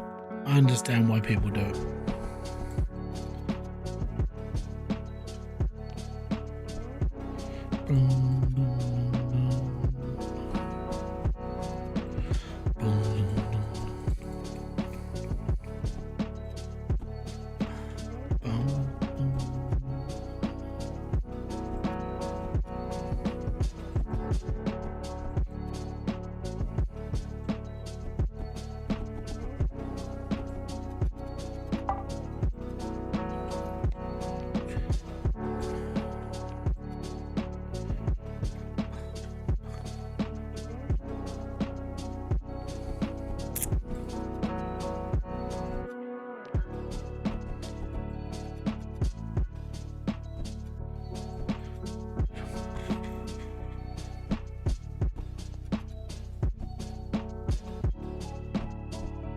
There was one point I was I kind of got bored for a couple of months on COD, and you know, you could change your clan tag.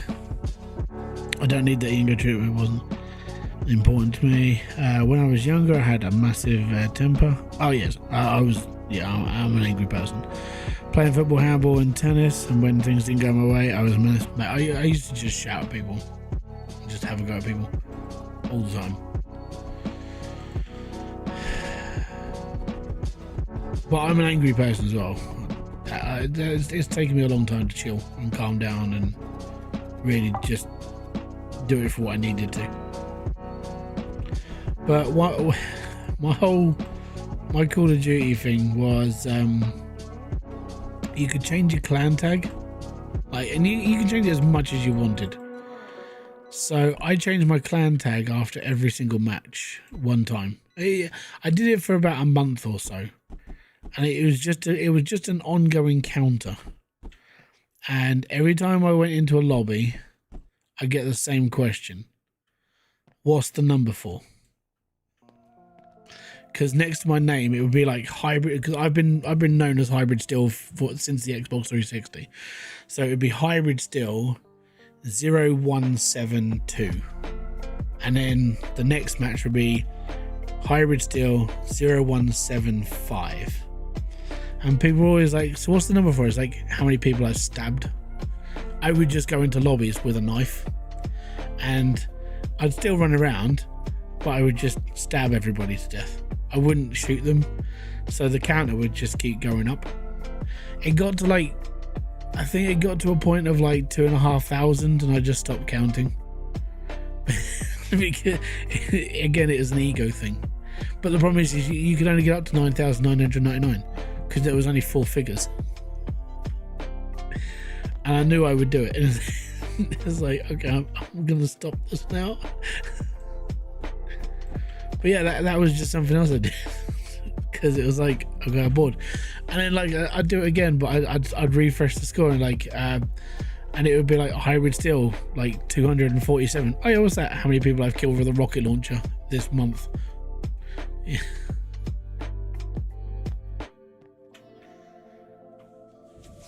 I would just keep tally of people I'd shot in the head as well, or blown up with C4 or anything. Because for me it was fun, but that was just how confident I was playing the game.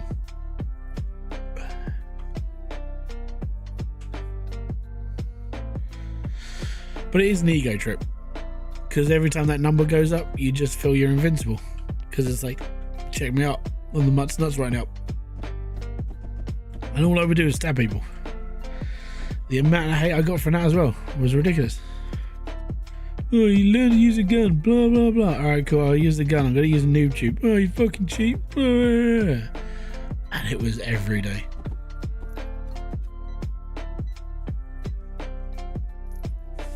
But then we went on to World at War, which is how it's harder to do on World at War, because it was World War II style gaming, and it's a little bit different because the guns don't work as well as you wanted them to.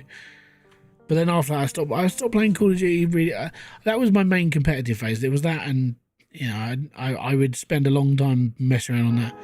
After there was me and my little group, and then we moved up to like World at War, and then we went to the next one and the next one, and over time you kind of just stopped. I'd still play the game through on Veteran to start with. I would go to a midnight launch. I went to the midnight launch for Call of Duty Modern Warfare 2. Went to the launch, got home. It was 2:30 in the morning by the time I got home, and then by the time that my clan had come online, I'd already finished the game on Veteran, and then I was in bed because I'd do it over the long weekend. No one else was around, so I didn't have anything else to do, so I just did it. Right, there we go. Now we can do small orders. From time to time, you will receive orders from an external company to complete.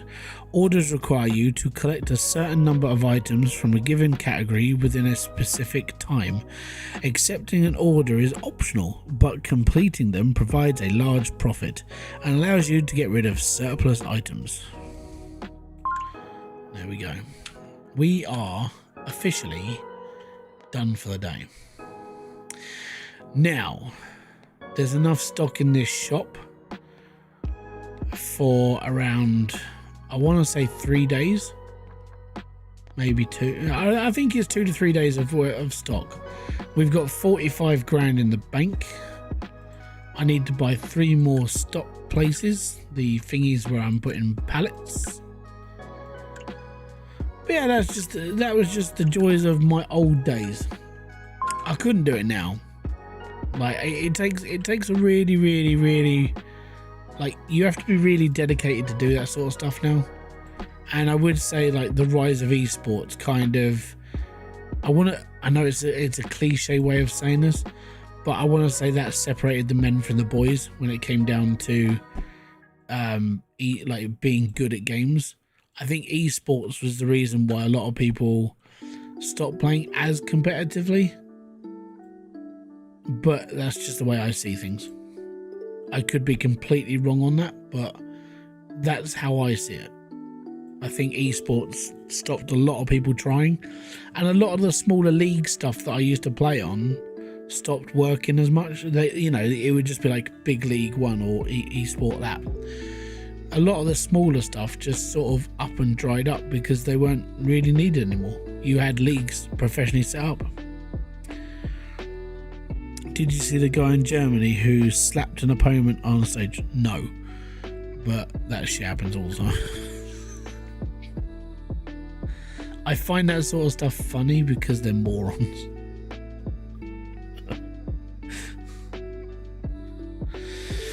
Right, buying that one and those 2.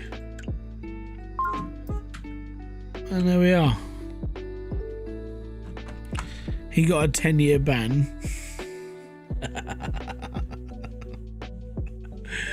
Fantastic. But yeah, there you go. It's all right. But there, we are done for the day. We've got what we wanted. So if I make another video on this, it's the delivery thing that I'm going to try and do. I want to see what it's like. I want to see how it's going to work. And I will probably just record a normal video of me working in the store, and then I'm going to get this delivery thing turn up at some point. Then it'll be that thing.